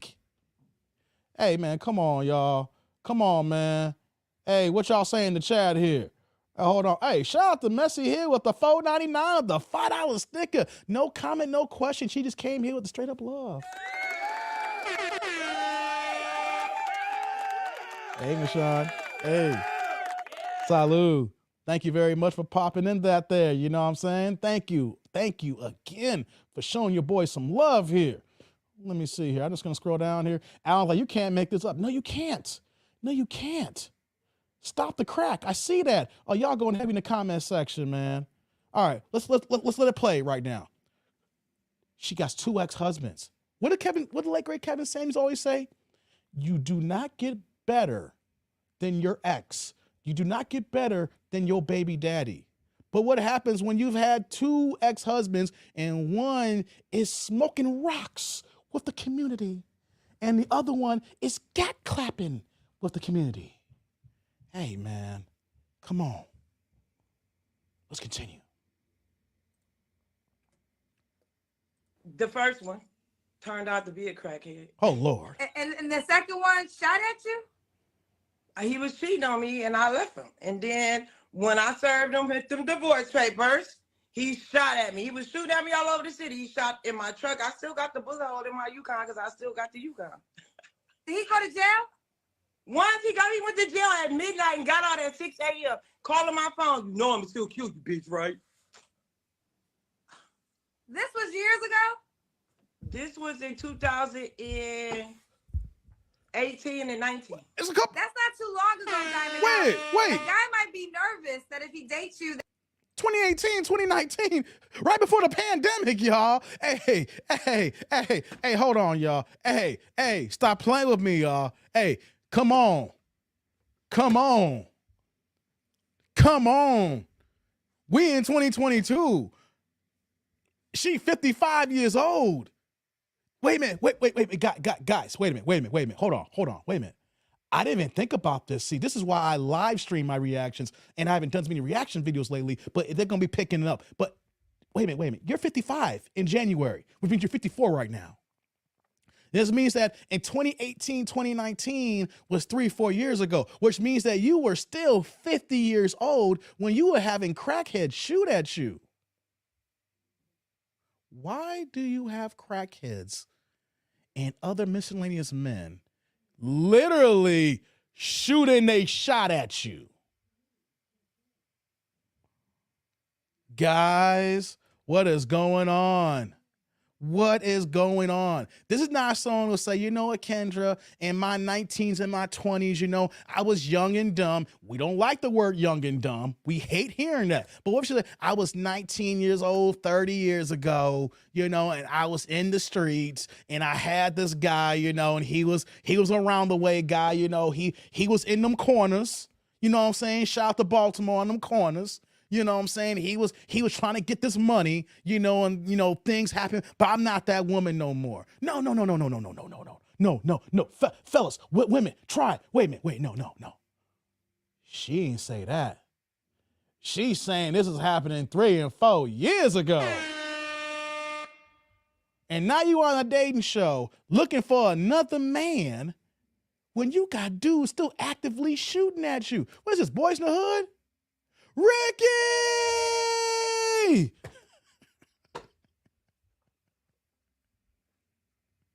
Oh my God. Hold on. What you say, Drew? Dave, you act like you never make a mistake. I make a gang of mistakes, bruh. What are you talking about? I was struggle streaming earlier. I was asking y'all for forgetting. I'm struggle streaming. What you talking about, man? I'm just saying. I've never had no one shoot at me. I've never dated a crackhead. Oh, no. Hey, the most any woman's ever done around me is smoke them trees. No, anything. If you doing more than smoking trees, I look at you and keep it moving, yo. Hey, come on, man. All right, guys. 50-plus-year-old woman, 2 ex-husbands, crackhead and shooting at her in jail. Can this get any worse? Can it get any worse? Let's continue. That it might be dangerous. He ain't got to worry about it because the police told me to go buy a gun because they wasn't going to never catch him. So I went and bought a gun. And the last time he tried to shoot at me, I pulled the gun out first. What? And he politely did a motherfucking 360 and went right back to his car. And I ain't never had no more problems out of him. Then I was picking at his ass because I wanted to shoot him. All the times you shot at me and could have killed me. After I got a gun, I had a restraining order. If you kill somebody that's the restraining order against, you're not going to jail. So I was like, bitch, bring your ass over here. Come and fuck with me now. Anyway, if a man mess with me, he gonna have to have a little thug in him because I don't mess with cotton swabs. I can't do it. Yeah, I think this might. These men be soft as marshmallows, but then be mad because we got aggressive attitudes. You want to know why? Because y'all absent from the home and y'all leave the women responsible for everything. So when I go take my car to the shop and get into it with the man who fixed it, what I'm supposed to be like, please don't do me like that. No, I'm going head to head with his ass. I'm not giving you shit. You know what I'm saying? Then they be like, well, you too rough. I know how to be submissive. But I got to rough side. That means you soft as cotton then. I have a rough side, but I also have a soft side. Where the soft side at, Diamond? Right. You gotta tap into it. Okay, let's see the things I do remember. You from the Bay? She is the perfect candidate, y'all. When we talk about conditional femininity, this is all jokes. We know the banter. We see this. I don't even have to tell y'all. What's going on, CF? We can hear the banter. I ain't got to tell y'all, stay away from this type of woman. We know how we move here. What's going on, Path Guy? We know how we move here. We see someone like this in even our proximity. We're not even walking up to, we're walking the opposite way. We're like, nah, man, we're going to keep him. We're going this way. We ain't going your way, right? We understand that. But what is she saying here? She's saying was a common problem that we have of our women today. Conditional femininity. She'll be soft if you make her soft. When for a woman, this should be your natural state. Your natural femininity should be always exuding. You should never have to be out of character, out of place in masculinity, where that you are carrying guns and you are shooting at niggas, bang, bang. All right. The fact that she's saying that she has a soft side, but you got to tap into it, wrong. No man should ever have to tap into any woman's soft side. That side should always be there. You never hear guys saying, hey, you know what? You got to type into my masculinity. Because, there are times I'm just feeling a little extra feminine. You know what I'm saying? I'm soft. I'm as dainty as a flower. I love my soft side. But if a woman, she wants to get this man, she want all this man. She want this wood. She want the stick. She want the match. She look like 50 Cent here. You got to tap into it. You got to let me know how a man feels, how the man's going to come out. Said never no dude ever. Come on now. You see how that works on both sides here? A woman's going to say, you got to tap into this here. I can be soft when I can be soft. Could you imagine if all the manly men in this world or just here on YouTube be like, hey, there's me, there's Daniel, there's Jew, there's Terrence.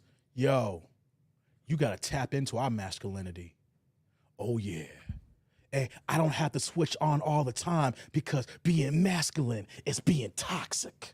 And I can't be in this toxic self. So I need you ladies to go ahead and tap into this so you can see what a natural man is supposed to be like. You know what I'm saying? From the polarities and the angles that go through, I will showcase my masculine side if you can be feminine and tap into your soft pearliness here so I can be at my physical peak here so that I can go ahead and drive my gluteus maximus into your feminine security. Hey, let me stop. Because no dude would ever say that. If any dude ever said that, what would happen? What would happen? Dude, are you gay? Hey, if you are that orientation, I'm not talking about that. I'm talking about what regular men is going to tell other men when you start talking like this. Hey, dude, are you okay? Ain't no man supposed to tap into your natural masculinity. Dude, you naturally masculine. Don't worry about it. The right woman is going to have to tap in to all this so you can get all 100% of that dude. You want full TDND? Ladies, you got to tap in. And then when I see you tap in, that's when I will tap it out. Says no man. CF Dave, I think the black turtleneck is my favorite. Thanks, CF. Appreciate it. All right, guys. Crummy's like, most women are gay, Dave. Oh, wow. Oh, yeah. I'm talking about dudes, though. I'm talking about us have to be tapped into our masculinity. That don't happen. All right, guys. Terrence like, there's actually men like this. Yeah, Terrence, I'm just saying, if for talking purposes, Terrence, I'm saying for us right now. And we saying, you got to tap into it. Like, oh, I can be that guy. I can be your knight in shining armor. I can be your protector. I can be your bodyguard. You just got to tap into it. You got to let me know that I am more than this, what you see here. You got to tap into the masculinity. Then you will get all of it. Let's continue, y'all. Bay Area? Yes. Bay Area. 55, her birthday's on the way. So what's your zodiac? Damn zodiacs. Capricorn. Capricorn. You do have children, right? Sometimes. What the hell? How many kids do you have, Diamond? 4 sometimes. What are the ages of these 4 children? 37, 33, 26, and 21. And they were all results of your former marriages, right? 2 from the first, 2 from the second. Is one still incarcerated? Yeah. When does he get out? But he actually got another court date because it was the public pretender didn't submit a lot of evidence that he said. Anyway, what the hell? He got a new court date, which is good. Likes up, y'all. So let's just pray. But then you know what, Kendra? Being that there's so much murder going on around here and killings going on around here, I don't want him to get out. Because he's only 26 years old. I'm afraid he's going to fall right back into the shit that got him where he at 26. now. You know what I'm saying? So I think he's not quite yet. I don't never want him to see this show. He's going to kill me. Hold up. Wait. She has 4 kids that are grown. 4 that are grown. For first things first here. For them 4 boys here, I hate to say this. This your mom's. You only get one mom's. But if this is what you have to grow up with, I'm sorry.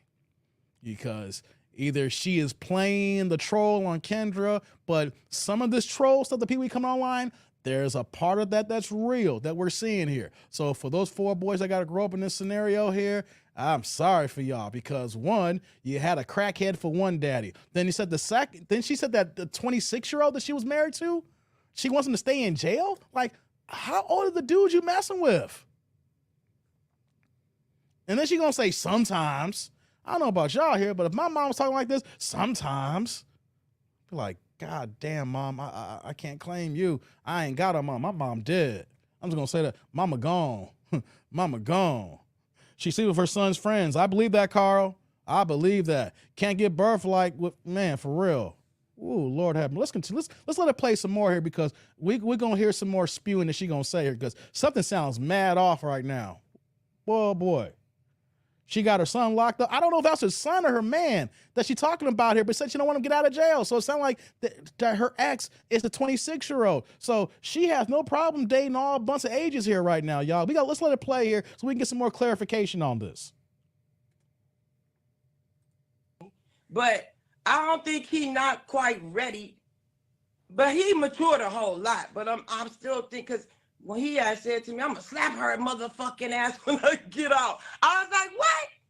Well, I'm just mad. No. I'm going to need you to be saying stuff like, I'm going to pray for her ass. You know what I'm saying? And we pray like this? How we pray? You said, okay. Okay, Diamond. All right, Diamond. Woo chop. Diamond, what you do for a living?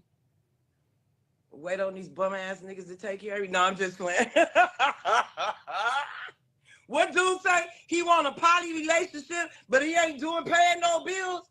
That's what I ain't looking for. And I ain't looking for somebody who hair sticking all over their head, them little twigs. I ain't looking for that neither.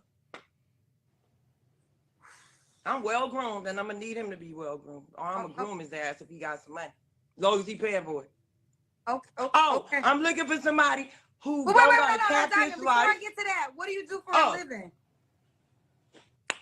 Dang, Kendra, why I gotta tell you that again? Because I own my own I own my own transportation company and I own my own nonprofit. Y'all want to donate? Hit my DM and I'll tell you. You own your own transportation company. Sound like you drive for Uber and Lyft.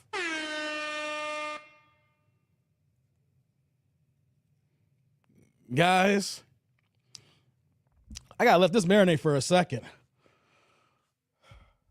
This woman is older than me, and she acts like someone who's 20 years younger than me, y'all. Roy's like the cock carousel. Hold. Hey guys, hold on. I'm gonna need a little bit more. Before we get this going here, I think me and the Mo gonna go through this bottle for this one.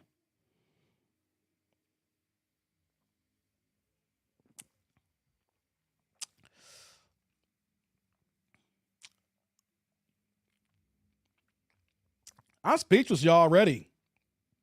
We haven't got through half the video yet.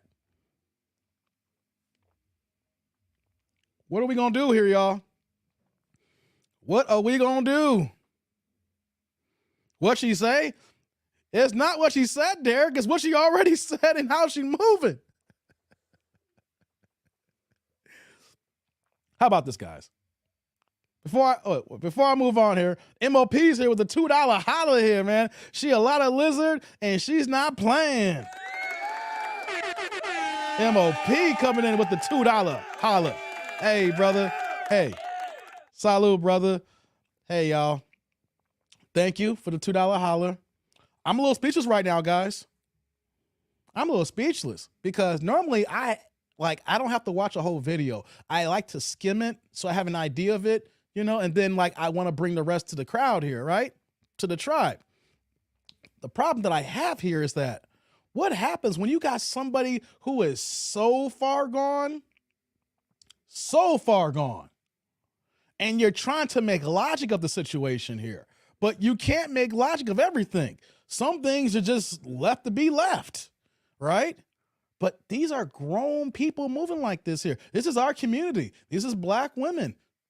She's actually married to Black men. She's dealing with the Pookies and Ray Rays of the world. She's created 4 boys. Who's to say that these 4 boys, if she's creating the next 4 Pookies and Ray Rays, that can be moving like her exes? Dude's like hood head on Pornhub where dude offers the rat like $50. God dizzle. You gonna Pornhub, Jude? God dizzle. Runfell says Vince. All right, guys. Dave says logic retard. Okay, guys. I'm gonna let it cook some more. I'm not stopping this one because this ain't one I can just stop in and out. Like, look, kid, we need to. No, it ain't much to break down here. We're gonna let pockets cook. We're gonna let this marinate. We're gonna have to saute a little bit of this here before we stop again. So let's continue.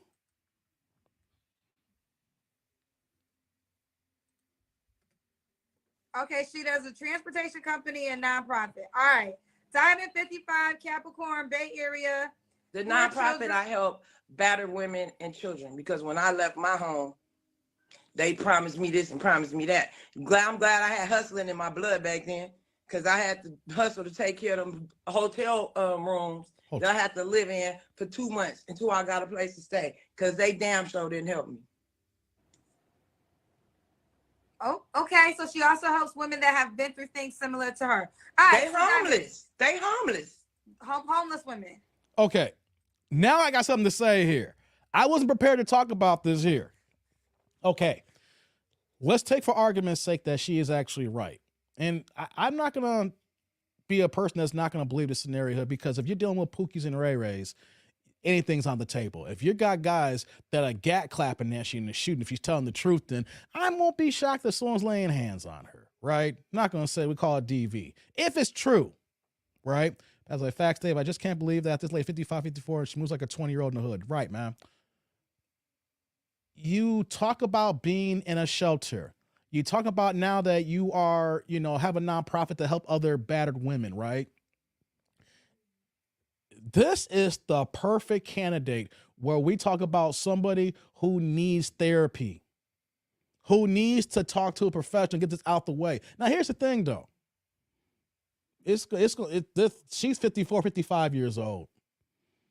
It's going to take years and years and years of psychoanalyzing for her to get to any kind of semblance here. But how is that going to help anything where it sounds like that she still lives in the areas where that she's picking these men and raising her boys who are now grown men right now? See, here's the thing that we need to talk about that we don't talk about enough here. I have said it so many times about how many people need therapy, how people need to, whatever's going on up here that may have jacked them up here, they got to get that out and open and talk these things out. But what happens, even though if let's say they are going to get therapy, they have the resource to get therapy, what about the resources around them where they're living at, where they lay their head down at night? Is not changed. See, you can go to the doctor all day long. We can go get help. But what happens when you go to the doctor and get help and you go right back to the environment that you're getting help for?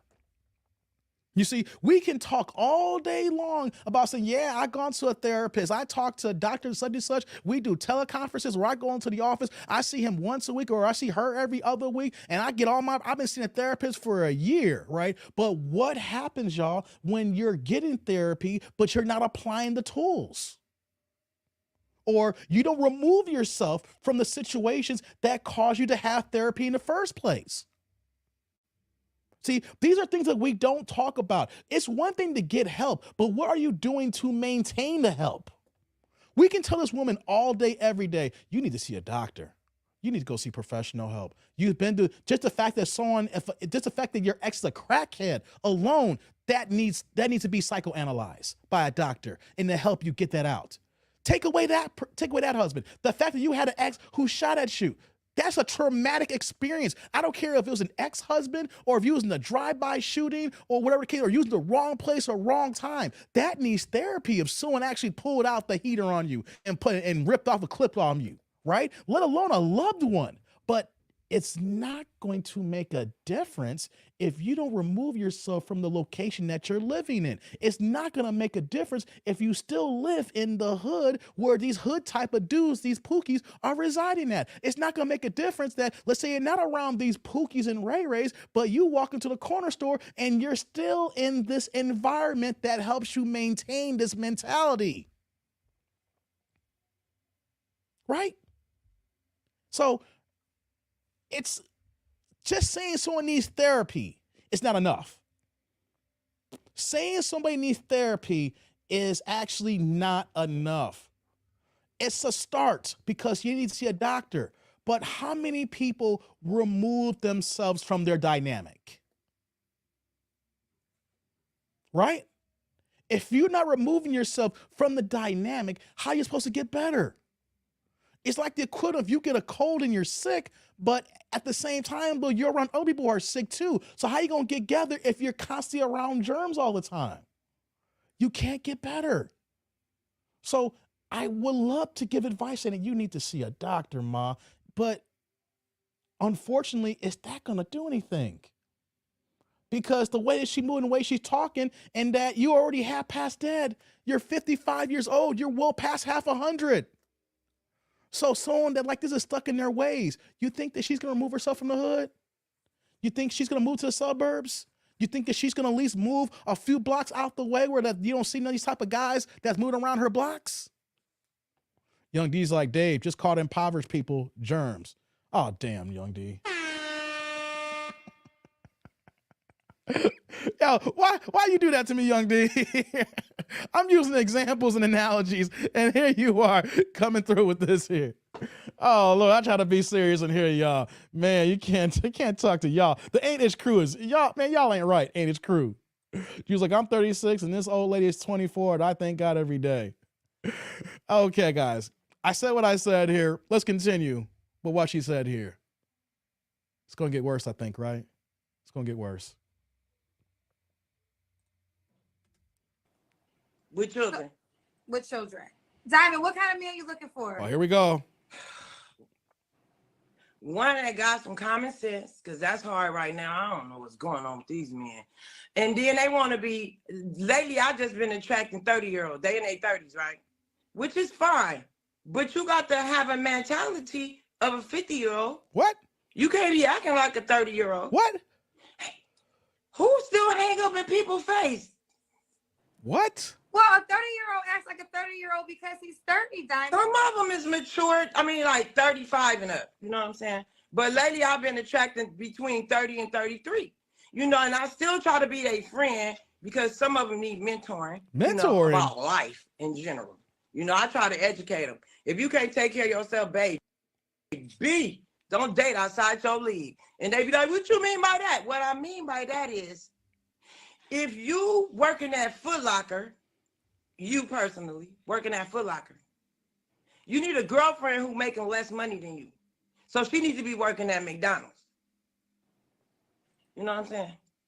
Hold on.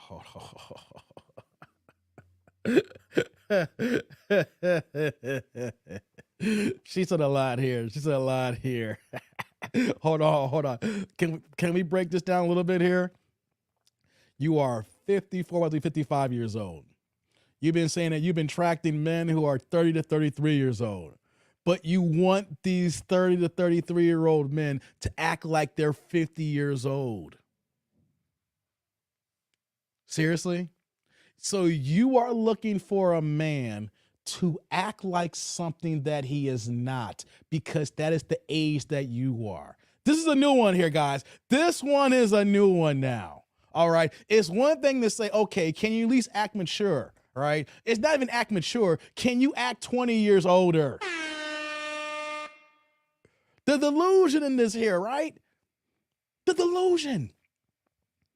A woman is actually thinking that a 30-year-old man is going to move like a 50-year-old man. No, a 30-year-old man is going to move like a 30-year-old man. He needs another 20 years to move like a 50-year-old man. He doesn't know 50. You know why? Because he ain't finished his 30s yet. He don't know 50 yet because he ain't been through his 40s yet. And he don't know 30s because he ain't finished 31 yet.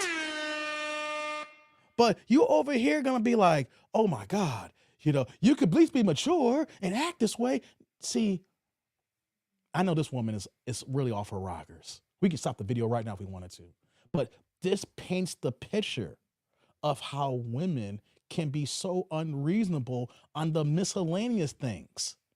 You find yourself a 30-year-old guy. So you know what that means? You found a guy who ain't taking you seriously. You can't have any more kids because you're 54. We already know that you ain't got no more. You've been through that cycle, that phase in a woman's life, that time, that transition. Hey, that's happened for her. She ain't dropping no more babies. And thank God we don't got to have no more babies with this one, right?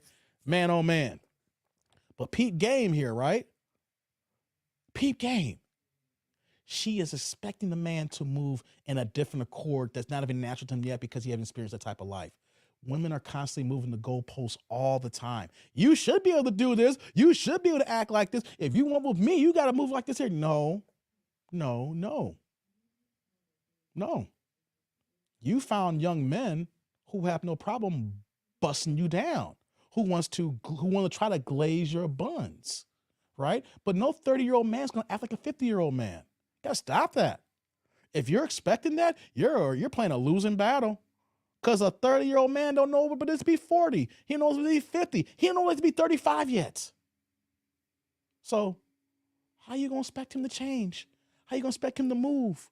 Come on, let's get these likes up, y'all. I need some likes in the building. We're going 2 hours strong here, man. Annie's Cruz in the house. What's going on, Octavius? What's popping? What's going on here? Yo, we need likes up. This is already crazy. This is off the rockers. But women move the goalposts. Whether you got a crazy wombat like this woman here, or you think you got your regular woman who lives next door to you, it could be your cousin. The fact is, though, that women are expecting men to be something they are not and don't even have that until they experience that. That's one of the reasons why we got to showcase videos like this here. Let's continue. That's all I'm saying. Because if you try to date me and you dating outside your league, because I'm going to ask you to buy me some Gucci shoes. What? And they're going to be starting at $1,500. And if you ain't got a credit card, then you can't mess with me because you ain't got $1,500 in your pocket unless you're a drug dealer and you keep that to yourself. What? You can be a drug dealer. What? You go to jail, don't call me because I'm not putting no money on not a damn thing. Shit, right about now, the girls that's doing love at the lockup doing better than me. I need to start looking for an inmate. Oh, God. Inmates buying BMW trucks and shit. Man, whatever. I guess you can find love anywhere. I told my son, look around in that prison and see who in there got some money. If they got them green dot cards.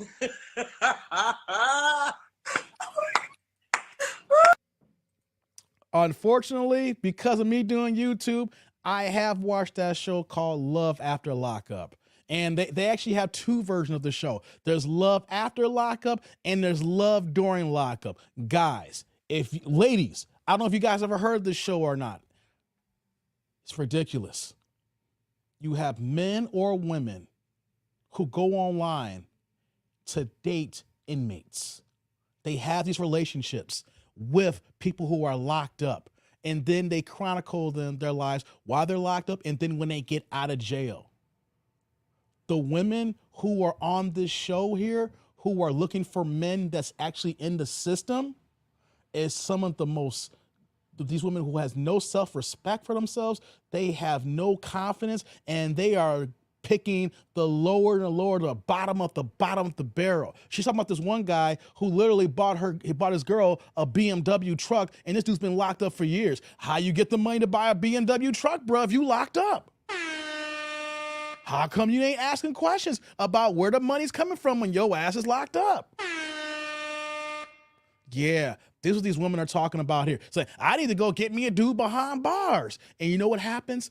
Every single time that these women get with a guy that's behind bars, you know what happens? This guy comes out of prison and he got 3 or 4 different women he's been talking to. Because you want to know something? These guys have nothing but time on their hands. So they're writing everybody. So they need to go ahead and play their position, because the fact that when that happens, they have one person, then they talk to another person, and they talk to another person. That's how they get through their days. That's how they get through their time like that. So when women talk about, I need to go ahead and get me a prison person. No, you setting yourself up for disaster. Why you setting yourself up for disaster? Because of the fact that you know that you're not the only one. And then on top of that too, they've been locked up. They've been institutionalized. So when they get freedom, oh man, you know, some of them may, want to hold on to the girl they will, but some of them, they gonna play the field because they got freedom right now. But these women have no idea what they're getting into. And the same thing with guys with low self-esteem, guys who have no ideas what it's like to talk to a woman or understand their own self-worth. And they're talking to these women behind bars. And though when they get out of jail, these women got other dudes too. There was this one guy in Texas where he went to pick up his girl and she had another dude waiting for him when they got out. But the thing, though, that happened, though, that dude knocked the other dude out. Gave a one-hitter quitter. But it's crazy, though, how people want to put themselves in a situation where that they're actually want to have a relationship with someone behind bars as soon as they get out, not knowing the ramification that's going to deal with the situation here. Talking about, oh, he got this restitution to pay. Oh, it's a crazy show, guys. But the fact that we have women here telling, you know what, though? I need to find me someone behind bars. We already see the mentality. We already see how this is moving here. Like Sierra said, the issue's real, no doubt. Prison husband, hey, I don't know let me scroll back up here. Has anybody seen that show? Love After Lockup? Hold on, I thought I saw someone else who said that. I'm going to catch up to the chat here. Too many chats here. I don't know if anybody y'all seen that show. It comes on Thursday nights, I think Friday nights as well. I think it may be on tonight. It's wild, y'all. It is wild. You know what, though? Appreciate y'all freedom. And appreciate that you guys have stable minds, because you see some people here moving a certain way, and it's like, wow, this is real life. And yes, it is. Let's continue. Hold on, let me see here. I got some new comments here. Oh, yeah, Antoine says, I've seen it, and let me put up here. I've seen it. I think it's pretty pathetic that they have to go that route. It's a crazy show, man. It is crazy. Sometimes you think it's comedy, and a lot of times like, wow, you feel like there's this one woman last season, before I move on. She literally picked up her bags and took her and her daughter and drove to Ohio when the dude that she was talking to was behind bars. This chick was 29 years old, and she seen a dude that was 24 years old. And you want to know something? As soon as he got out of jail, you know what happened? He had another woman too ready to go. So here she is relocating her daughter to be with this jailbird, I had to say it like that, who is young and irresponsible and ain't ready for no relationships yet. And then she wants this guy to be married and be ready to go. And that's the problem. These women get these guys out of prison and want them to be ready-made husbands when these dudes are just happy to have some damn freedom. Cold Fusion's like, I need to watch Love After Lockup. I've seen clips. The stories are outrageous. They wild. They wild, CF. They wild. Roy's like, I'm married. I'm in my own prison. Damn, Roy. Damn, Roy. That's wild. PA's like, I'm missing happy hour for this because this is better than happy hour. Kill him, Dave. Thanks, PA. I appreciate that, man. She was like, I watched. It's a mess. Hey, it's wild, y'all. It's wild. Let's continue, guys. Give them my information. Okay, Diamond, what's some deal breakers? Oh, deal breakers. Besides not having enough money to date you. Likes up, y'all. Being married and lying and saying you're not. That seemed to be a big deal. Even though they're not together, they still be married. And then telling us about deal breakers, telling me you don't like makeup and eyelashes. I don't like twigs and sagging pants. Okay. And raggedy cars. And beds on the floor. Everybody's at that. But she answered our question, y'all. Make a busting. But yeah. Hold on.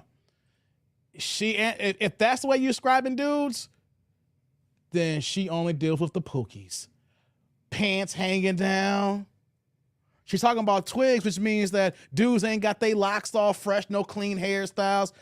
She is describing just regular run-of-the-mill dudes getting out of prison, just dudes on the block around the corner. No self-respecting dudes whatsoever. She's just dealing with anybody's. You know what I'm saying? So when we talk about no eyelashes and you're going to keep the eyelashes, you're attracting what we talk about here. No man has ever said, man, I wish my girl would wear them long ass eyelashes. I love them spiders on her eyes. I don't know what it is, but I just love it when I just see the daddy long legs on both her eyelids and they just crawling and that is bouncing. And I'm like, hey, baby girl, ain't no dude like that. Women got to understand. I understand, like, if you go to a wedding and you put some little bit of makeup to accentuate yourself, you go into some private events, things of that nature. But why are you wearing the 18-inch eyelashes every goddamn place you go where no man ever said, I'm good on it. I love it. Come on, y'all. This woman openly admits, I like my eyelashes. Well, you know what? The man you looking for don't like eyelashes. Why do y'all do this, ladies? Y'all literally dating, y'all dressing up either for the Pookies and Ray Rays or for your gay best friends or for your girlfriends. Y'all don't get dressed for the minute you're really looking for. If you really put your best foot forward and put on what you're looking for the guy you're looking for, you will see a whole different outcome. You will see things change, but you dressing only for your gay friends and for your girlfriends. And if it's not them two, you're just going to get the Pookies and Ray Rays of the world. Sierra's like, yes, you can take off the wigs and lashes. He can't change his size in Mexico, dummy. He said, man who's sagging at 50. Right, Mark. Who the hell is sagging at 50? Who are you messing with? Where are you staying at? That dudes are still sagging like that. You getting these dudes out of prison? For real. PA's like, sent you a Cash App, David. And it just came in, too. Shout out. Thanks for reminding me. It just came in, man. We got the $10 Cash App from PA, Texas in the building.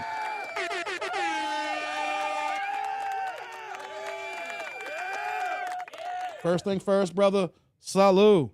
Thank you for the Cash App. I appreciate the support, man. Thank you, man. I appreciate that. I love the likes up, but when y'all contribute like that, that's your guys' hard-earned money, and you guys feel that I'm worthy of it. So thank you very much, man. I appreciate that. Let's get back to the video. Hey, I see you in the back there, Leonard. I'm not taking anybody right now until I finish the video. So if you don't mind hanging on, it's cool. If you want to come back, it's up to you, man. I'm gonna get through the video first before I take anybody. All right, I see you, man. All right, cool beans. All right, let's continue the video here. Yeah, just have your shit together. You know what I'm saying? All right, so you know our show has grown since you were on it, so we got more questions. Does the guy have to look a certain way? Oh, looks, y'all. I really want to date somebody Oriental right now. Oriental? Like fine-ass Chinese. Did she say Oriental? Chinese man? You meant Asian. Asian. Yeah, Asian. Okay. Oh, well, Lord. So Thank are you you for the prefer, is your correction. preference Asian men only? Would you not date a black guy? No, you open? Of course my brother's going to come first. Stop playing. Oh, okay. Does he have... Hold on, y'all. Hold on. Leonard's cracking. I see you in the green room back there. Who's cracking up here? PA Texas even seeing here. I have not heard anybody call anybody Oriental since like the 80s. God dang. Can we get more ignorant than this here? Hey, before we move on here, my man Felix came here and dropped a $10 Cash App as well. Shout out to Felix. Felix in the building. Hey, Felix, man. Hey, Felix. Salud, brother. Thank you for the Cash App, man. I know who you are, man. I know your name. I know you from the comment section on the playbacks, man. Thank you very much for the holler, man. Thank you. I appreciate it. Your boy's humbled when y'all rock with me here, man. Thank you. Hey, man, come on now. Come on. I had to put PA on a comment on the screen here. Did she just really say Oriental? To be honest, the last time I heard someone say Oriental, when I went to the store and it said Oriental rugs.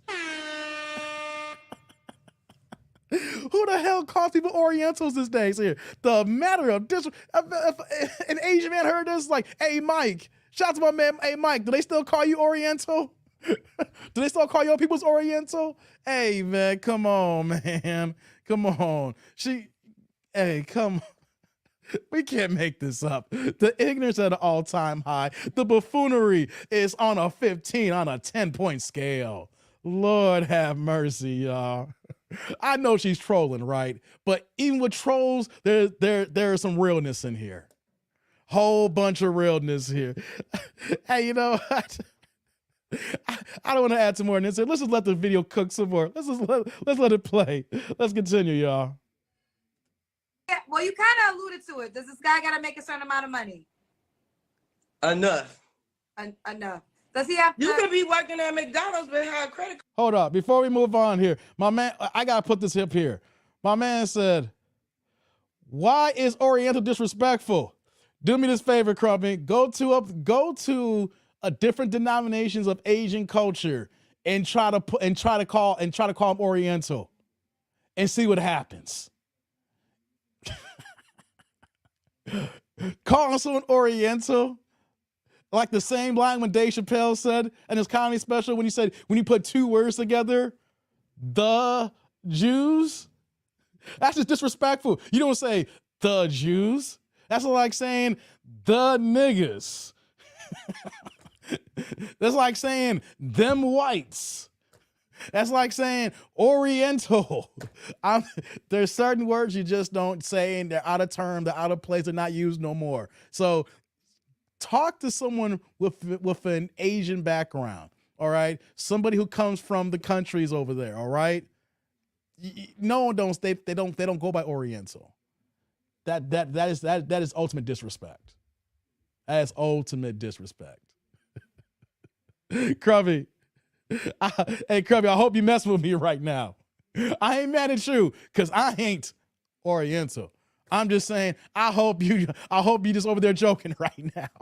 Because the last thing I need you to do after this show is go up to somebody and be like, hey, man, what's going on, my Oriental brother? Be like, oh, my bad.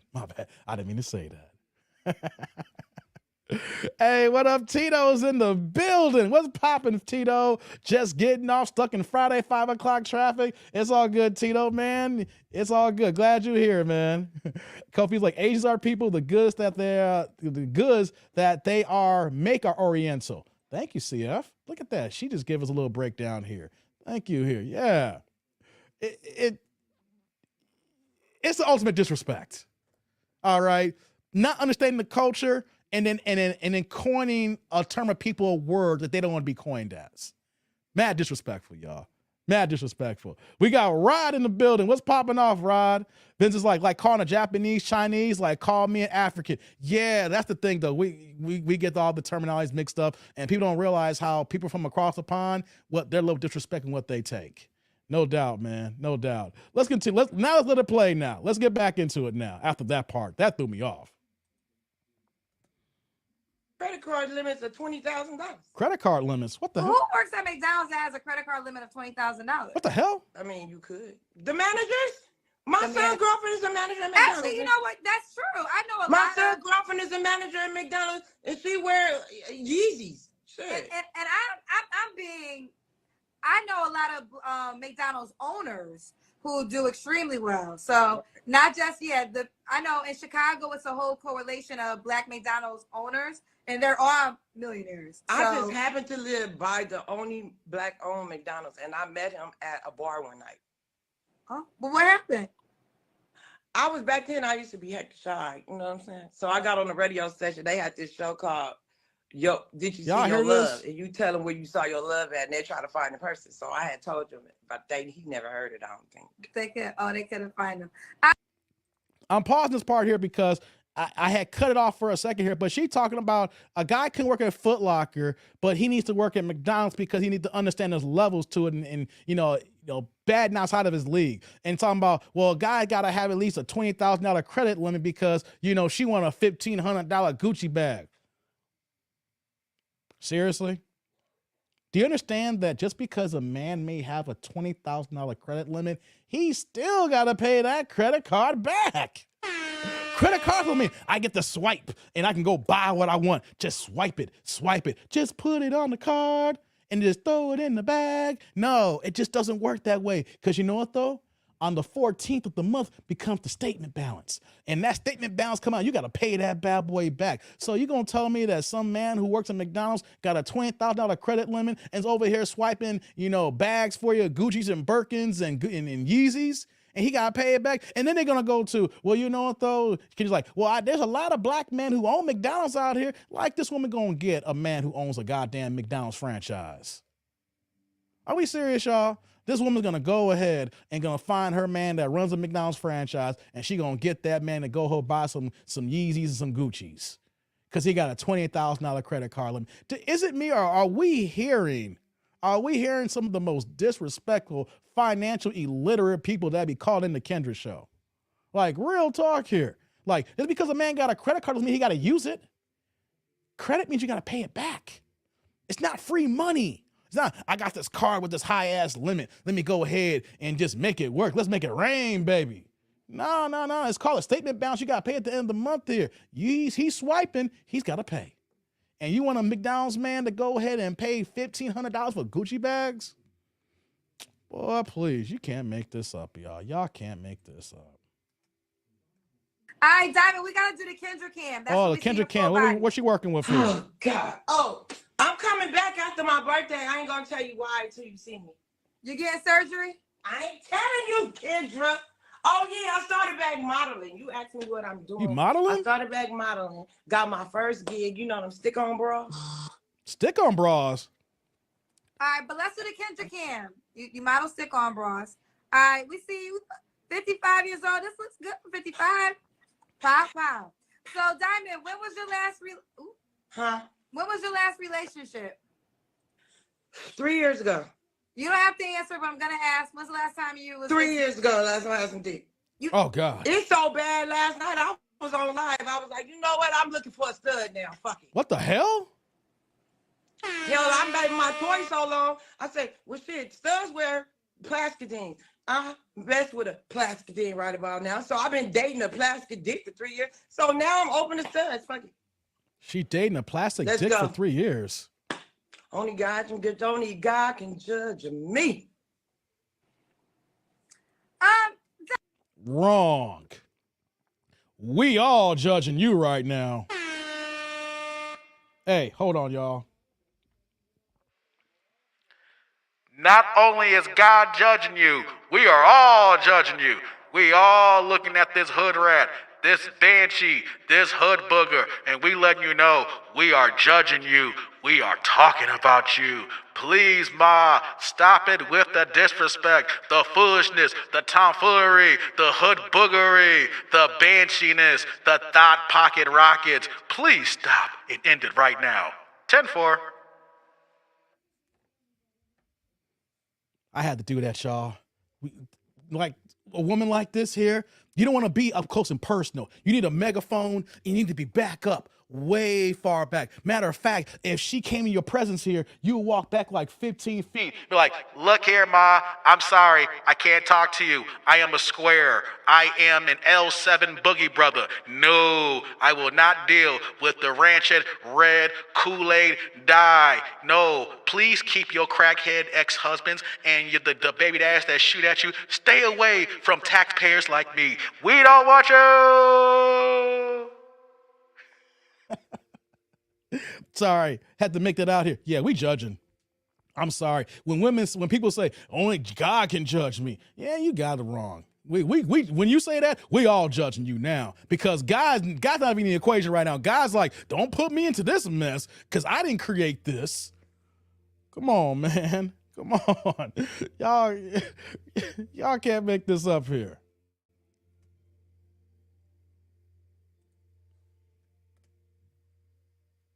Diamond, why do you think you're single? Oh Lord, why you gonna ask that again, Kendra? They scared of you. That was accurate. Well, you know I'm a live streamer. Okay, so a live streamer. What they gotta do with you being single? Right. They be telling me why they scared. They scared of me. They be like, man, you aggressive, man. Okay. Well, I did meet somebody on here. He flew from Miami here to see me. And what happened? When he got back home, he got jealous, girl, that I was still streaming. And I don't play them disrespectful games. He called me a bitch, and that was it. I blocked him on everything. Yeah, he had to go. He gave me money and everything. He was hella cool when it came to that type of shit. But you ain't finna disrespect me. I feel you, girl. So, Diamond, let me ask you this. So, why would a guy or a stud be lucky to be with you? Oh, God. Because I'm a cater to them just like I cater to my man. You know what I'm saying? You like cater? I said, I got a sensitive side. I know how to be submissive. So, I mean, even though I told them a stud probably got to work a little harder, you know what I'm saying? Do y'all believe she got a sensitive side? I had to pause that. I was letting it cook for a second. Do y'all really think that she got a sensitive side? Before I answer, anybody answer that, shout out to MOP back with the $2 holla. Stop the flamboyant coonery-ish makes us look bad.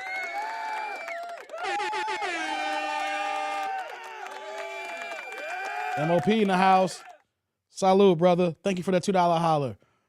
Lord have mercy. Once again, I stopped this because this is what we call conditional femininity. Now, we know that she's the extreme, like that. But any woman, fellas, any woman that's going to tell you that she has a sensitive side, you have to tap into it. You just have to let me be me. You know, you got, no. That's conditional. She's turning that bad boy on and off, which means that it's going to be off more than on.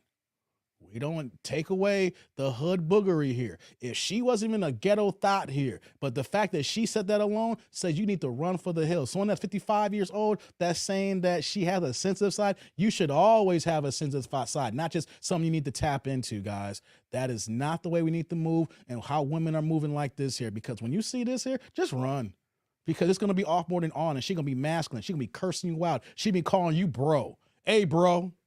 Hey, what up, my guy? Hey, come on, my nig. Gonna talk to you like one of the fellas. Like, nah, I don't want my girl to talk to me, call me bro. Nah, you ain't my bro.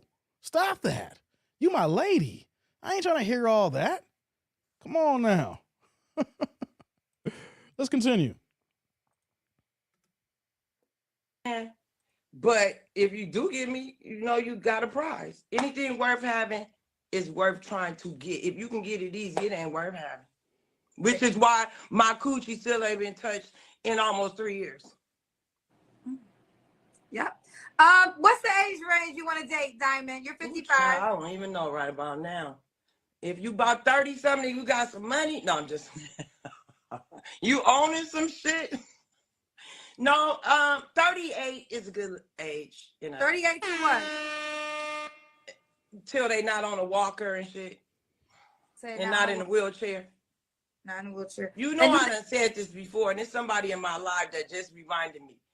I'm not dating nobody in no wheelchair or walker, because I'm not in the wheelchair or walker, so I'm not pushing nobody around. And y'all know my saying. You ain't rushing me to my grave, taking care of somebody. No. I ain't got back problems. I ain't finna have back problems trying to pick my man up. Nope. Whoop. Oh, yeah. Does he have to be in the Bay Area? Hell no. I'll jump on the plane before he can say. Hey, talk about timing, Drew. No, she is not in the Bronx. As you can hear, she is from the Bay, West Coast, Drew. This ain't your New York side of the tracks here. This is on the other side of the country, West Coast. California love. Tupac, Dr. Dre, not New York, not Nas. No. This ain't Bronx on deck, Drew. None of that whatsoever. But here's the thing, though, Drew. Hey, bro, she'll fly to New York for you. If you're going to pay for a ticket for her to come across, I don't know who's paying for that plane ticket. I ain't paying for it. I ain't going to flew her out nowhere. God have mercy on us. Please, please, please. Only studs she needs are the ones in the ears. God dizzle, y'all wild in here. Terrence like, she's a whole turnoff. Man, I've been turned off since I heard her first voice saying some words here. God dizzle. PA's like, I used to live out there. It's a gang of these out there. Oh, for real, PA? Okay, that's what's up. Yeah, Rod's like, must be one of Keisha Cole's relatives. Oh, Lord have mercy. Yeah, Keisha Cole's from that way. Hey, Rod, isn't Keisha Cole's baby dad Andre Ward's former trainer and manager? I can't think of his name right now, man. I'm drawing a blank. But Andre Ward's manager, well, not that manager, but his trainer, ain't that Keisha Cole's baby daddy? Like, you see him, and it's like, yo, he knocked up Frankie? Oh, my God. Like, oh, Lord, have mercy. Yeah, Oakland, right. Yes, Oakland. Virgil Hunter. Thank you, Rod. I couldn't think of the name here. I've been drawing blanks lately, man, on these names. I know the names. Yeah, Virgil Hunter is Keisha Cole, baby daddy. It's the daddy. That's her father. How did he hit Frankie? I mean, Frankie must not have been on that stuff back then. Or was Virgil Hunter, is he a reformed Pookie? Because I don't know how anybody get down with Frankie. I mean, Frankie just passed away. I don't know if you saw that. I mean, she had a long battle with them demons, and they finally caught up to her. I'm just saying, any man that got with Frankie makes you wonder what was going on with Virgil Hunter back in the day. Because he seemed like a refined brother now who speaks the knowledge and wisdom and how he's helped be in Andre Ward's corner and his trainer from the amateurs to the Olympics and his pro career. Andre Ward has not lost a fight since the man was 14 years old behind Virgil Hunter's tutelage here. And the fact that he knocked out Frankie, I know he probably want to forget that one. Hey, let's continue, man. Oh, Lord. We're almost done with this video here, guys. We're at the end. Now, would you buy your own plane ticket, or does he have to buy the plane ticket? Oh, no. That's another debate I'll be having. You want me to fly my vagina to you? Are you serious? You want me to pay for it? For me to bring all this and liven up your life? You want me to pay for it? Nigga, please. No, I'm not paying for no flight. Okay. If you can't afford a flight, you shouldn't. You dating outside your league. There we go again. Because that shouldn't even be a question. You know what I'm saying? A man should automatically be like, well, you know what? I want to see you. I'm book a flight. I got you. No, not, well, can you pay for a flight and come see me? You sound stupid as hell saying that. She been drinking? If a woman hear me on here and you book your own flight, you can trust, believe me, he gonna dog your ass out. Because he gonna be like, I ain't paying for you to come here. Get into it with him. You brought yourself here. That's going to be the first thing they say. All right. This is Auntie teaching lessons right here. This is Diamond 55 Capricorn in the Bay Area, owns her own transportation company and nonprofit. She'll date 38 and up. She does have 4 kids. Make sure you have enough money to date her. For example, if you work at Foot Locker, that would not be enough. She recommends you date someone that works at McDonald's. She had an ex-husband before that did crack. No more crackheads. Her other husband tried to shoot at her. No more guys that try to shoot at her because she invested in her own weapon too. So now she's strapped. And you can't be in a wheelchair because she's not going to push you around. And I think, oh, and if you want to see her and you don't live in the Bay Area, your bitch ass better buy her a plane ticket. I think that was the accurate recap. And if you don't like fake hair, don't fuck with me. And if you don't like fake hair, queen, okay? Weave queen. Don't like fake hair, don't fuck with her. All right, boo. Give them your Instagram name, Diamond. C Diamonds R, the letter R, the number forever. C Diamonds are forever. C Diamonds are forever. And see, I'm still here. And all my friends done died, girl. Quit playing. Hold on, y'all. That's right. You still here. God kept you with smoke. us.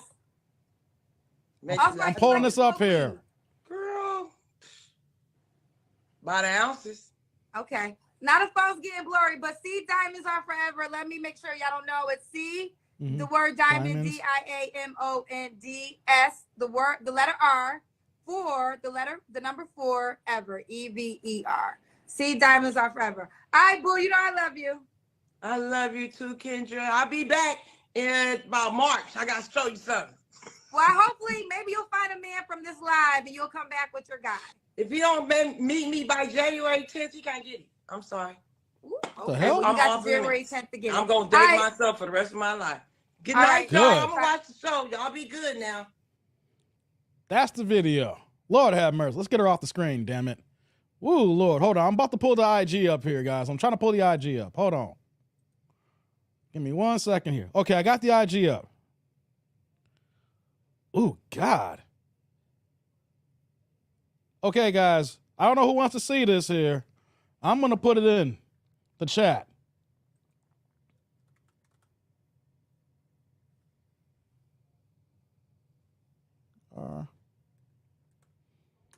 I think it's something close to that. Hold on, y'all. I ain't going to be the only one to go through this here. I got you, Leonard. Give me 1 second. Oh, yeah, she is part of the auntie team for real. Hey, have y'all ever heard of the auntie team? Like, I don't know if y'all know that terminology, the auntie team, like when you go out, like I've gone to Vegas and you just see a gang of black women that look like they aunties and everything. Yeah, she definitely part of the auntie team for real here. Hold on here. Before I move on, I got to go ahead and take a look at this, y'all. Ooh, oh, God. And she got tattoos in all the wrong places. Ooh. Oh, what the hell? Yo, she on her IG dancing like she 19. Hey, man. Hey, man. Yo, what the? Oh, look at it's all the. She got a bikini on. What the hell? Oh. But she got a gold tooth. Oh, man. MOP's like, Dave, she looked like a russet baked potato. Roy's like, she been tattooed. Yeah, I see that, man. Oh, okay. Oh, no. Her IG makes her look worse, y'all. Hey, go at your own discretion here. Sierra's like, Granny. Facts. Steven's like, I was late looking through my subscriptions and I seen you, my dude, so I came in and I'm like, what the hell? Is that a female or a dude with the Ronald McDonald colored weave on her head? Yeah. Oh my God. Oh, hell no. Nah. Like, okay, guys. I can understand to a certain degree women want to put like weaves and touch up. I get it. You know what I'm saying? But when you get the weaves, it doesn't even match your tone, your skin, the way your texture, it's not yours. Hey, man. Hey. I'm done. I'm done on that. I'm done with it. All right. Hey. Me saying here, Dave, you got free time. That's yours. Hey, man. I'm good. Hey, let me bring my man Leonard up. He been sitting here waiting for a second here behind the scenes here. Let me go bring him up, man. Hey. What's going on, Leonard? How you doing? Bruh. Hey, first things first, thanks for being patient. I saw you back there, man, and you was hanging on tight. So thanks for clicking on the link. The link worked, guys. The link works. So I saw Leonard. He's cracking up back there in the green room here. Lord, let me just get your thoughts on the matter, bruh. Bruh, where do I start? Do I start at she's a get it girl granny? Because that's what I call them. Y'all say the auntie club, right? So I'm like, team, yeah. Yeah, see, I'm an AARP card holder, strong. Oh, okay. We in the grandparent club, right? She a get it girl granny. Get it girl granny. Oh, I like that one here. She's a get it girl granny with the big old granny panties. Hey, Triple G, not the boxer. Get it girl granny here. Yeah. Because G in the house. I used to DJ a little bit. I throw a little remix on it. She just to get the girl granny with the big granny panties. Oh, she don't realize she's not 30. Ain't no moisture in these. Come on, man. Let's just be real. Yeah, there's some sister got mad at me today over something I posted on Facebook. Oh no, what you doing? She was talking about hot flashes and this and that. I said, well, that's why. Why do you think I don't let women that are over 35 spend a night in my house? They gotta go. Them hot flash women. I don't know if you had one. They ruin your whole sleep experience. You be snug like a bug in a rug under the comforter because it's cold out here, except in Florida and Arizona. It's cold in Chicago here. I know the cold. It's cold here. Oh, you from the Chi? I'm in Chicago now, man. Oh my God! I'm born and raised out here, man.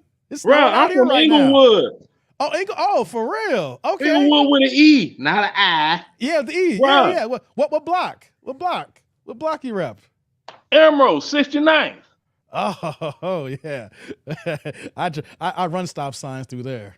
Yeah, I'm from the 9. Had the Burger King right down 69th and Halsted. Yeah. Paul Robeson High School used to be. It's towed down there in Inglewood Stems. Hey, I had an ex that used to be over there all the time. He used to live on 63rd and Halsted. Oh, Lord. Yeah, I know. Yeah, I know. You was wrong. We're wrong. Yeah, I know. Hey, I talk about it openly here. So, yeah, actually, she was on 62nd. I take that back. She was on 62nd in Halsted. I take that back. Yeah, still a block of difference, but you know the area. Bro, you was wrong. We're wrong. If you ain't from Inglewood and you with a chick from Inglewood, you got to call them when you get on the block. So they stand in the doorway to let you in after you park. Why do you think you subject for some shit to happen to you trying to get to our house? I had to tell people earlier when I had trolls coming for me, and I was like, before I give you an address when I go out there, I gotta let the homies know I'm coming through. All right, because I just can't be gone and missing action to show up. Nah, I'm gonna catch a fade. Exactly. That's like if I was going Cicero and Van Buren just lollygagging on the west side. Yeah. Hell to the no. No. I don't just go over on Cicero and Van Buren because, that's my homie over there and I'm visiting the Chi. I remember I'm calling in advance. Okay, hey, I'm gonna call you before I get. As soon as I get on the block, I'm on the phone. We locked in while I'm parking and everything. They stand out on the porch. Get out. They get because you know what they do. They get that lean going because they ain't seen you before, right? They gonna lean look. That mean them niggas gonna do something. See? Then somebody, hey, whoa, woo. Yeah, that's my man's right there. Oh, that's one of your peoples. That's one of your peoples. All right. Then they go back to, serving. Right. Hey, my nickname used to be Suburb because they knew I went from around those parts. And like, hey, that's Suburb. He all right. I had to take it. Hey, I'm from the suburbs. I ain't gonna take his disrespect. I'm trying to live. I'm just trying to glaze some buns and get back home. There you go. But hell, that chick, she's like, she's the inner ratchet side of Kendra G. Yeah. Because Kendra's ratchet as fuck. She's on the most ratchet radio station that ever existed in doggone Chicago, 107.5 WGCI, the big station. Yeah, the big station. She's still on it. Yeah, she big on and off radio. She tried to get one of my homies that worked for the post office fired because she showed up at the door at 5:20 expecting to get a package, not knowing they locked the doors 10 minutes prior because they closed at 5:30 so they can get up out of there. She did a whole thing on Instagram about this man. Really? The postal police contacted her. Oh, things changed real quick. All them videos came down. And see, they didn't let me know early enough so I could have doggone got a copy of it, you know? Mm-hmm. Yeah, but this mother, 55, right? Yes. So you already know you're dealing with desert draws, right? Oh, man. Oh, you're dealing with desert draws right there. I mean, keep that grease, man. Desert draws. Those are desert draws. Keep the KY on deck. That's keep it. You're dealing with desert draws, right? Because you're going to get road rage on your slong messing around with that. You doing all that cute. Break your back, bend your back. All this here talking about her joints. It's like do a squat and stand up quickly so I can watch your ass fall down. Osteoporosis, knees are bad, ankles bad, box dry, nasty attitude. You know what I'm saying? All the above, exactly. All the above. Here's the thing that killed me from the jump, though. Her first husband is a crackhead. Yeah. Oh, is my audio okay? Because the call came through. Yeah, I can hear you. Okay, good. I guess somebody seen me on here, and now they calling me up. Why motherfuckers do that? They see you on a live stream, then they want to call you on the phone. You know I'm on my phone, fool. Oh, you got people. You got people who call you who watch this live stream. That's got to be it, because normally my phone don't even be ringing like that. So damn. I'm gonna have to call them back. I should have put it on airplane mode or use my doggone. I should have used this phone. It's all good. Because this one ain't got no phone service. This is just my little did. Yeah. But man, 4 kids. One an Oriental. Right. You want a rug thrown on you? You want to get thrown on a rug? The thing that killed me, she was saying, I've been finding guys between 30 to 33, but they got to act like they 50. Like, the thing what she got me was when she started talking about credit. I'd be like, what's your FICO score? Because I know mine is 812. Man, just because I got credit cards, just because that one of them bad boys don't have a limit, which means I can go ahead and buy any kind of car I want to. Don't mean I'm going to go ahead and swipe it. Don't mean I'm going to go ahead and use it. Doesn't mean that just because Amex telling me I can go buy anything I want, don't mean that I'm going to go ahead and buy anything I want. It's called fiscal responsibility. Talking about you got to go ahead and buy me a $1,500 Gucci bag. You got to at least work at McDonald's. You can't be working at the Foot Locker. Like, seriously? What are you talking about? She reminds me, they don't have the appearance, but they have the same demeanor, right? These has-been house music hoes in Chicago that be hanging out at Renaissance, the Post, and the Lodge. That's their 3 spots. The Promontory is open every so often for them to do something. Promontory, yeah. All right, okay. Hanging all up under. The Promontory is a little bit more diverse, but I know what you're saying. Yeah, hanging up all under the chosen few DJs. I'm like, who even doggone made you all? Who chose you? And why is there so few of you that are chosen? I'm like, I know y'all from day one. I go way, way back in the house music game in Chicago. Don't trip. So, and they be all, I'm like, sounding like Brighter Days and shit. As soon as they see a DJ, can you feel it? Feel it? I'm like, if you don't sit your granny panties down, sit down. Oh my God. Bro, you know, you look from the conversation, you know I'm from the Chi. Certain things you can't Google. Facts. You can't Google this stuff. So no, you can't. Yeah, you have to be here to understand that.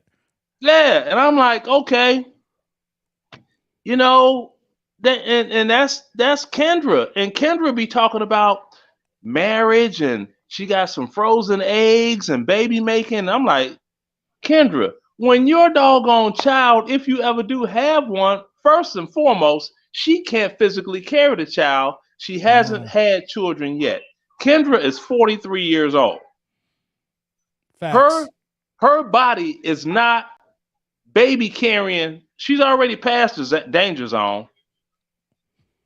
Already Her body is, that's like if I drop a doggone IROC engine into a Ford Escort and I'm gonna race it. It ain't built for that.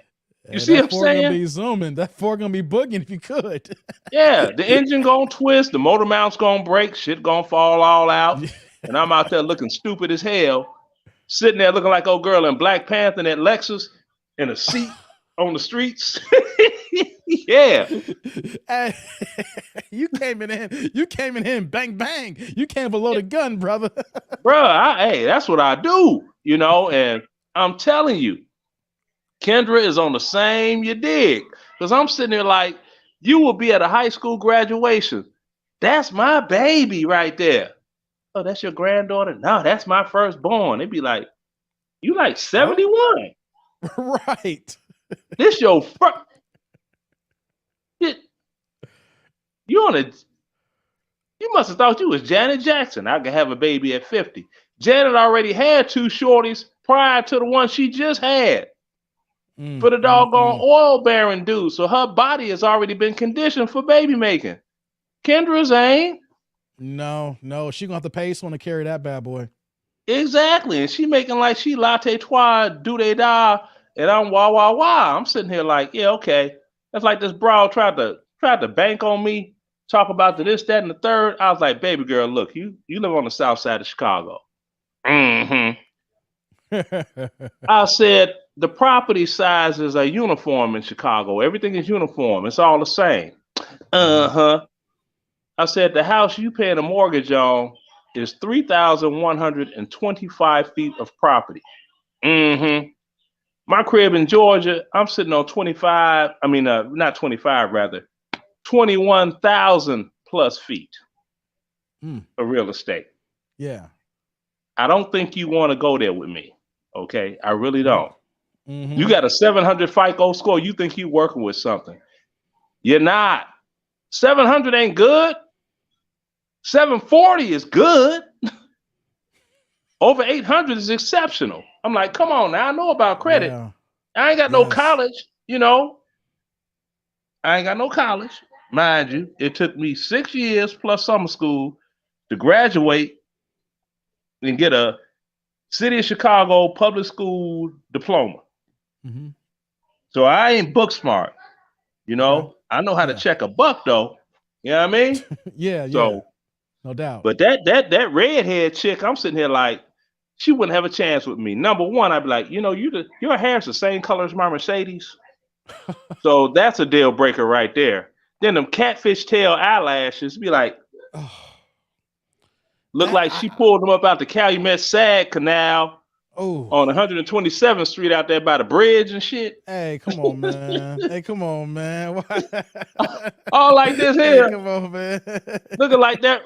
Remember that group on the Muffets? They had that chick. She was purple with the big old lips. And she was the lead singer in the Muffets. That's what they look like. I'm like, whoa. And I feel sorry for the unfortunate men that had good swimmers that knocked her up. That's a damn shame. Because all she raising is drive-by shooters. Basically, like to hear that she got 4 boys, let's say like 33, 31, 27, I think 25, 26, something like that. All within like that 24 to like 33 range, got 4 boys. When I hear 4 boys, I'm thinking these dudes might be the ones who might be robbing me one day or trying to rob me one day. Knowing the way she's moving, like you are a mother talking and moving like this here, and then openly admitting that the first ex-husband or whatever like that, the crackhead had 2 of these kids with, like their daddy's a crackhead. Like I hate to judge, but the first thing that comes in my mind is her kid's gonna try to rob me one day. Right, well, I don't hate to judge. I do. He was smoking crack. He was knocking your boots. That means that his swimmers, the DNA in the swimmers was screwed up. So now, when you had this baby, that baby is going to be a mentally deficient child. It's going to have mental deficiencies. That's why you got what's going on all over the nation now, not just Chicago. Okay? Those are the crack grandbabies. They're mentally deficient. It's in the humans. DNA.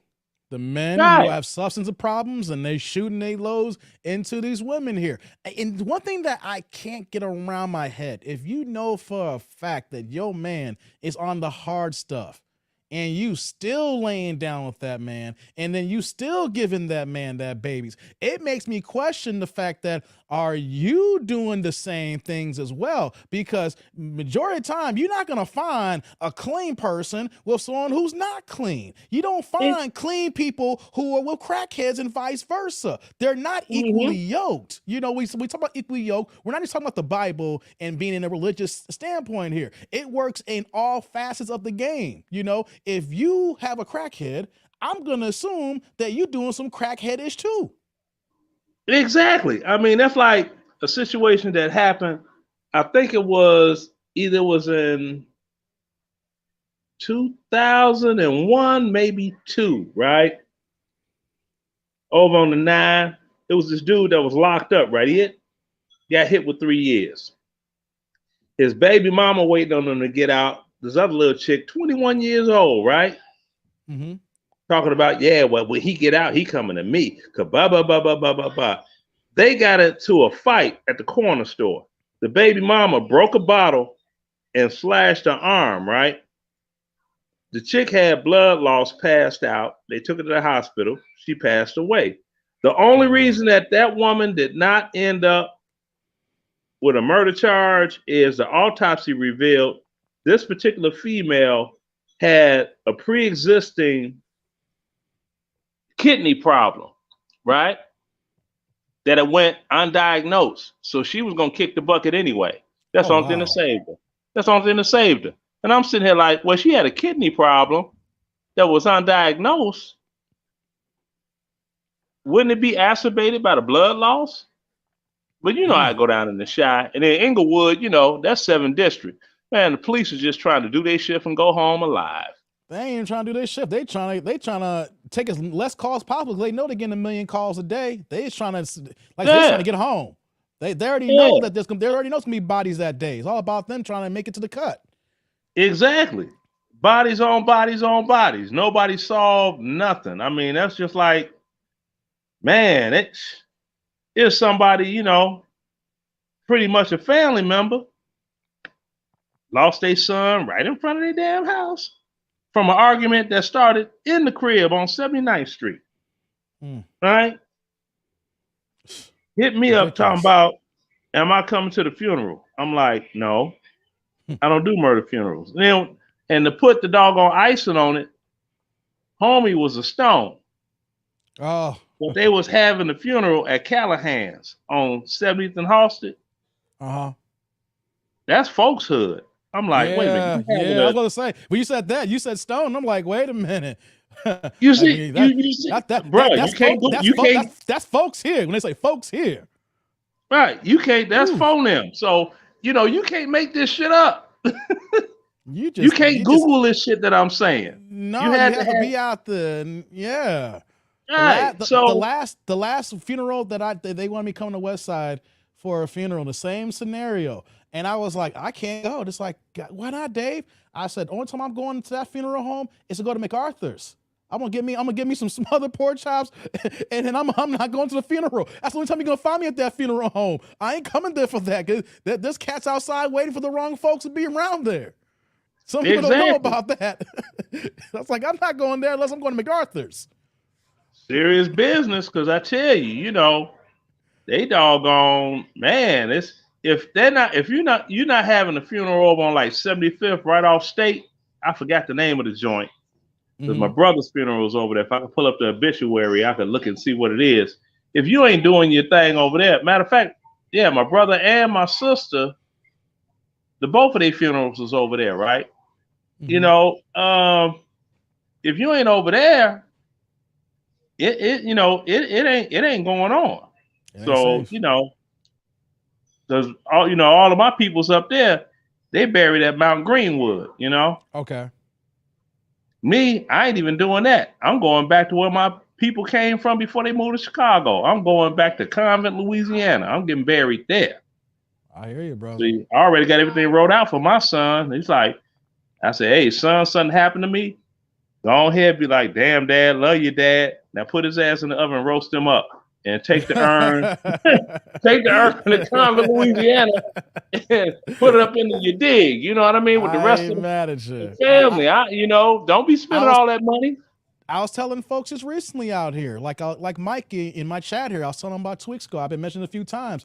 They're out there shooting ambulances on South Shore Drive a week and a half ago. Like they have, they have the video. The ambulance truck is driving, and you see these janky ass, I'm saying niggas, who cut the ambulance off in front of them, and some dude's hanging out the window, and he is gat clapping at the ambulance, and then has some miscellaneous fire, and someone got hit on the beach. Yeah. Tell me about it.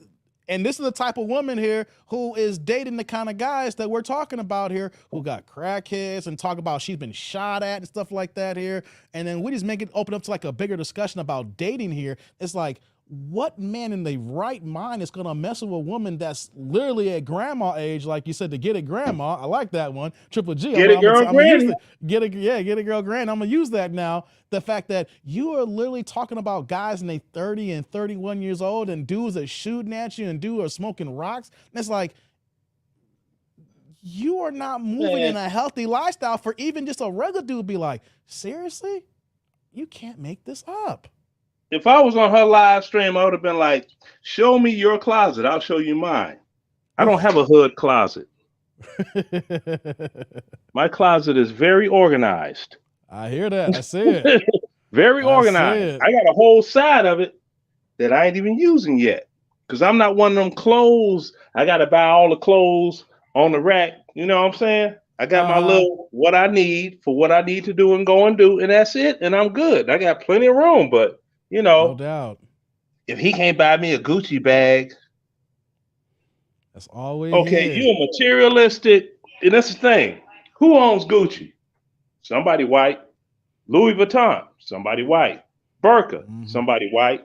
But y'all want to talk about racism, but y'all making them rich. Oof, that's a bar. Make it make sense to me, bro. Make it make sense to me. You're right. Gotta get a $1,500 bag, but you over here moving and living like this. Get the average hood rat that talk with their hands, do all this. Like they're ventriloquists. Get the average one.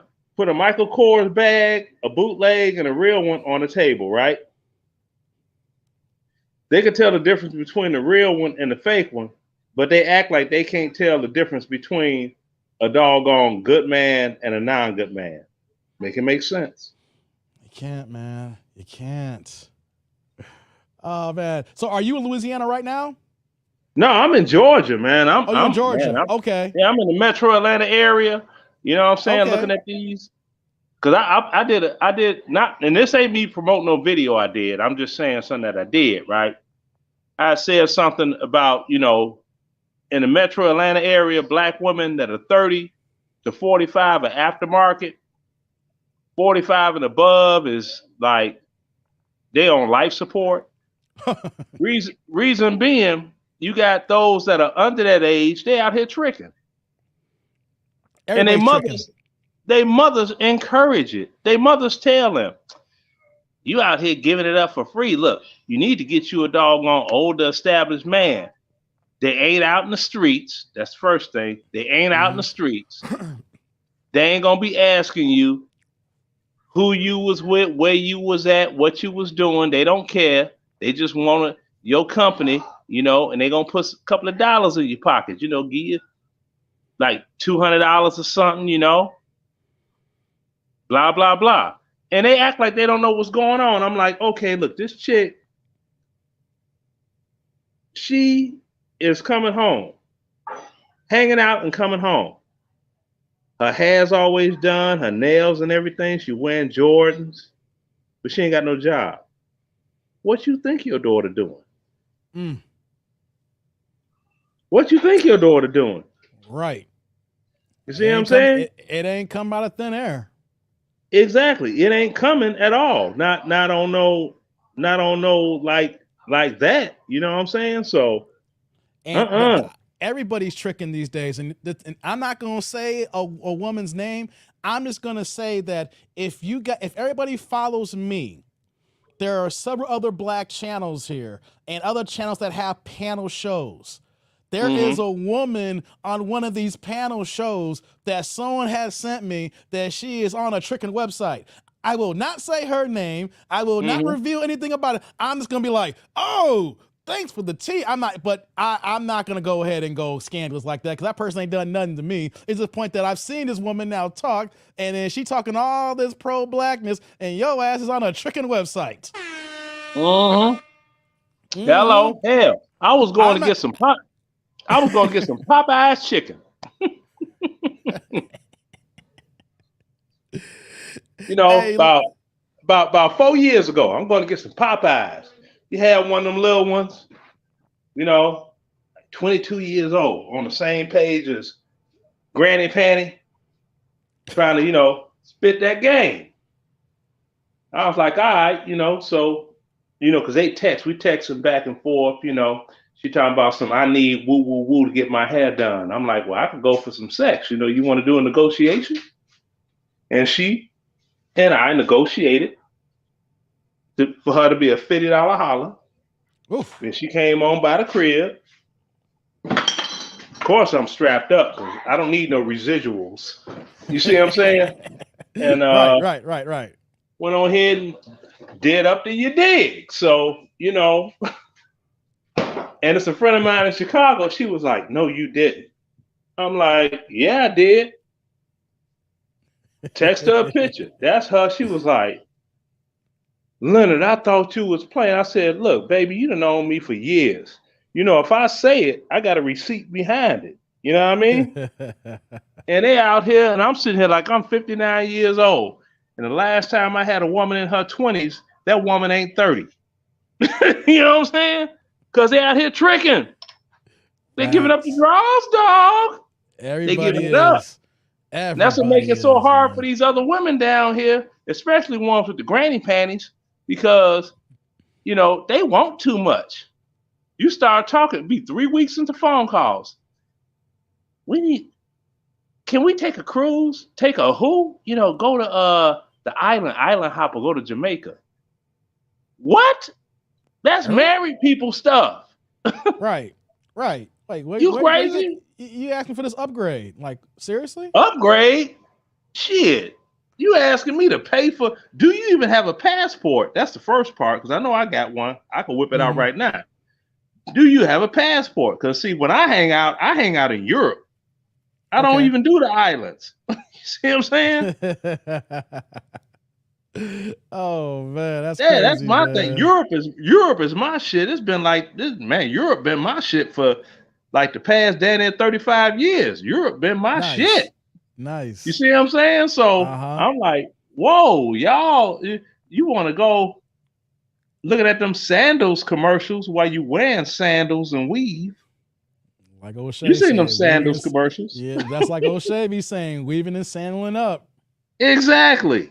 So I'm like, and you talking about pay for a trip to us to go to the islands, and then we're gonna fly from say if somebody in Chicago, right? You're gonna fly from Chicago to Atlanta.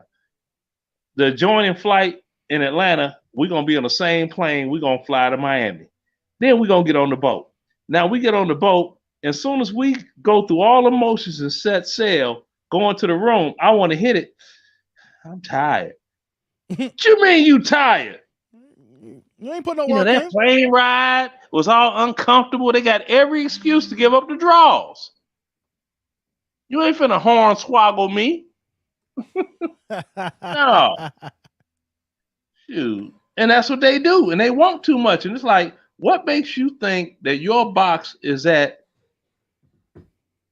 cruises to Jamaica level? The milk's gone bad. You ovulating powdered milk, okay? That's the only safety factor in it. You can run up in a raw, bust it wide open. You know ain't nothing coming out. Oh my God. Nothing that you got to pay on for 18 years. You know what I'm saying? You know that. So that's the only safety net. Other than that, you know, you done been in there doing your thing, and if you ain't got, you ain't been fast and furious with it, mess around being there too long, you go jump in the shower. As soon as that water hit your schlong, it starts stinging and shit, because you got the same effect as if you get strawberries, playing basketball and you slide on the doggone wood floor. Mm-hmm. That strawberry letter 23 like a motherfucker. Strawberry letter 23 start with them motherfuckers. It's 43 with them granny panties. Facts. Hey, Leonard, I'm going to let you go here because my StreamYard is acting funky here. I would keep you on, but I'm just seeing some issues here. It's not updating. You got anything you want to shout out here? Yeah, I'm going to shout out right now. Anybody that get mad over what I say over the internet, only the guilty are upset. And Kendra G is the biggest hood rat since LaDonna Tittle in the Middle on Chicago radio. Now you tell me I'm lying. You see you laughing, right? So y'all know I ain't lying. Oh my God. You killing me. Chi-Town, stand up. Hey man, I'm glad you hopped on, man. Hey, don't be a stranger, brother. Oh, I won't. I subscribe. We good. Yes. That's what's up. If I drop the link, come back again, brother. Bet. All right. Peace out. Peace out, Leonard. We got Leonard in the house here, man. Let me go ahead. Whoops. Give me 1 second, guys. I'm having some issues here with StreamYard, guys. Oh, Lord have mercy. StreamYard acting really janky, guys. Give me 1 second. I have some hollers here. Give me 1 second, guys. StreamYard is acting really buggy. Hold on, y'all. Hold on.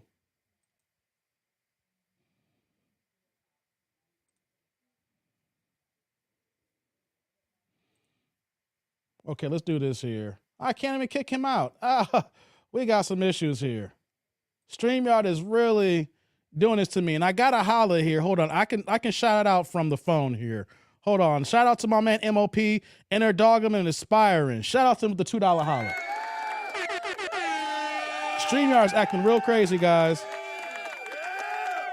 Hey, salud, brother. Hold on 1 second. Hey, guys, hold on for 1 second here. I'm going to kick myself out of the studio, and I'm going to come back in. Give me 1 second.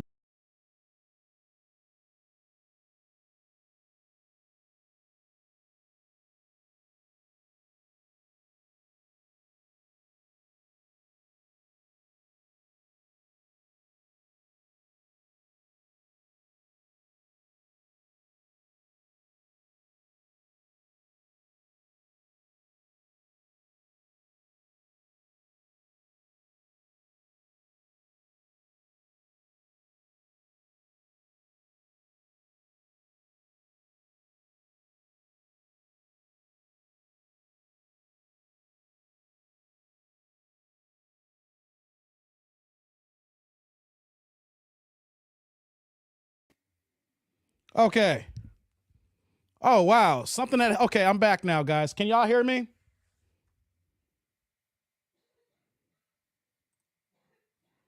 Hey, guys, I'm back here. Press a 1 if you can hear me. Press a 2 if you can't. Now it's updated now. I'm seeing the chats now. Okay. Here we go here. We got MOP with the $2 holler here. Hey, guys, StreamYard's acting janky here. They added these new features here. I brought my man Leonard up in here, right? As soon as I brought Leonard in here, every one of the chats that y'all were saying had got paused at that point here. Hold on. Oh, wow. This is some... Oh, wow. StreamYard is really acting janky, guys. Hold on.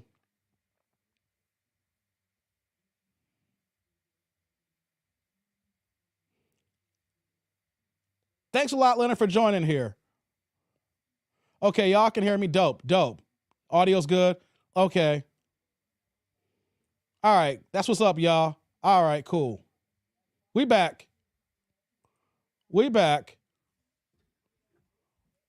This is kind of janky, man. I don't know why the hell StreamYard's been acting up like this. Yo, they added some new features. And then what actually happens is that, just give y'all a little FYI. You know, they added these features where that you can actually record to your hard drive. So it's not just only going over the internet, you know, because that's one of the features of StreamYard. You have to have an internet connection. And so what happens is when you bring a guest in, it had paused I saw something that said pause, but it was for pausing the recording. So when that was actually going on here, I couldn't see none of the chats. So what I have been doing, of course, with all my live streams is that I actually have my devices here so I can see the actual live stream on my other devices here besides StreamYard here. So basically, StreamYard just went ahead and just went extra buggy. And it's not just me, because Mikey had a problem trying to go live and he couldn't go live for like 5 minutes, basically. He had to go straight to YouTube here. So shout out to my man here, Leonard, man. Thank you for coming on. I appreciate that. He said he subscribed. I like that. Watch off the link, man. Don't be scared if y'all come on board, man. So that's what we got going on here. All right, guys, let me see here. I'm not leaving just yet. Y'all can hear me. We have my man Leonard up in here. See, that's some real Chicago talk, right? When someone's from the Chi, you know, and when you have this little conversation about certain areas and how you're moving, that's when you know someone is local. You know, it used to be local, you know? So I was like, I can remember those days. Nice to be on 62nd, 63rd and Halstead. Ooh, Lord, that was not a good look. Luckily, I was only driving a Honda Civic. That was my very first car. I was driving the 94 Honda Civic that was green as hell. Hey, man. Hey, I don't know how many times I almost got my black ass robbed from trying to see that girl, man. Lord have mercy. Thank God that I was young and dumb and I'm not doing that crap now. I could have done a whole bunch of other crazy things, man. So shout out to everybody who are from the Chi, man. Let me see here. Let me get caught up here. I apologize, guys. Like, this has been a struggle stream here. I promise that the next live stream won't be like this here. I might have to go ahead and just start rebooting everything. Not right now, but I might have to start rebooting a whole bunch of stuff here because this is not cool. But okay, we have my man Leonard hopped on here. What y'all think of that video? What did y'all think about that one? That one was wild. Here she's 54, about to be 55 years old here. Moving and talking like this here. You know, what do we always say? Well, I guess I mentioned earlier what Kevin Samuels had talked about. You do not get better than your baby daddy. The fact that you were married twice and one of them, just the fact you had one's a crackhead, that is on the same lines of the one we had a couple weeks ago who had the ex-husband who's a meth head. But now that she's a divorce from the meth head, she wants a guy making $300,000 a year. Make that make sense. Come on, y'all. Come on. Make it make sense here. Hey, guys, I got a few more minutes here. We at the 3-hour mark here. The link is still posted here, right? I think I got a few things figured out. If whatever happens, happens. If you guys want to click up and cam up, if y'all got any questions, comments, whatever the case may be, you want to shoot the ish, just let me know. I got time here. I got time. You know, so if y'all click on the link, y'all can click on the link and we can go ahead and chop it up. If not, then, you know, I'm going to get ready to shut this thing down for a second. I can't believe it's already 3 hours. This doesn't feel like 3 hours to me. I can't believe I came on at 3 o'clock and it's after like 6 now. What time is it? It's 6:20 Chicago time. Ooh, boy. Okay, guys. I'm going to give y'all a few seconds here. You know what I'm saying? Click on the link, you know, but you got to have your cameras on. You got to have your cameras on if you want to hop on the link and talk this out here. You know what I mean? So it's the call-in link. Let's see what y'all got going here. If not, I'm going to end the stream here and I'll just come back tomorrow. Let me see here. We got this here. Hey, while we're waiting here, if anybody want to cam up here, what I was talking about earlier, I'm going to go back to a little bit of boxing talk. Because some big news just happened. Big news that I don't know if the fight will happen, but they're saying it's a done deal, which may open up the lines for me to do a Vegas meetup. So let's just put this out there. Not everybody's able to go to the Philippines. Like we're going to have some more passport discussions as far as going to the Philippines and seeing how it's not only about getting women who are humble and submissive, about how you can live a different lifestyle in other countries and other areas across the pond, right? But that's just one meetup for the passport bros. I'm going to do, you know, a continental United States meetup. And everybody knows that I love Vegas. I'm overdue. The last time I was in Vegas was in goddamn May. And it's freaking November now, and I'm supposed to have been back to Vegas by now, but because of certain fights didn't go through, it is what it is. So I'm going to go ahead and just plan a Vegas meetup regardless, hopefully around a few fights. We're looking at probably April the latest. April, May the latest. Because we know that major boxing fights occur on Cinco de Mayo weekend. You know, but I'm thinking about, you know, maybe April 15th weekend. Let me look at the calendar. Hold on. Let me 1 second, guys. Let me look at the calendar. I want to put this out here. We'll have a conversation. Okay, let's do this here. Whoops. let's look at the calendars. Where's my calendar at? All right. November. No, let's look at April of next year. So if we do April, the Saturday will be the 15th of they might have a fight on. Dave, live stream the fight. I might. I mean, I can't. No, here's the thing. I can't live stream the fight, Roy. I can't. If I go out of town, I can't do that. You know why, Roy? Because they don't allow people to bring the devices into places anymore. Like, it is hardcore. Like, for instance, if we go to a fight and it's at the T-Mobile, I can't even bring like my little man bags, like look, my man purses. They don't allow you to bring selfie sticks in, nothing like that. The most you can do is bring your phone in the game here. And if I can use my phone, I'm just gonna enjoy myself basically. So here's what we're looking at here. We're looking at the weekends of Friday, April 14th, Friday, April 21st, Friday, April 28th, or Friday, May 5th. Those are gonna be the weekends I'm gonna be looking at for the Vegas meetup. I'm telling you guys now because that's going to give you guys time. And the reason why I'm saying I'm giving you guys time is because of the fact that Vegas is gotten so damn expensive. Okay, even the cheaper, affordable 3- and 4-star hotels are 5-star prices right now, and 5 stars are astronomical right now. Right now, we're in off season. So if we could go ahead and plan something now, we could save a gang of money if we went to Vegas in December, some parts of January or February. Hell, even my birthday's in March. There's a possibility that I might do a Vegas weekend in March, right? Yeah, I'm a March baby. Have no problem saying that. But here's what I'm going to do here. I want to plan a Vegas meetup, right? I'm going to bring my equipment to Vegas like I did when I went to Vegas in May for the Canelo Alvarez fight.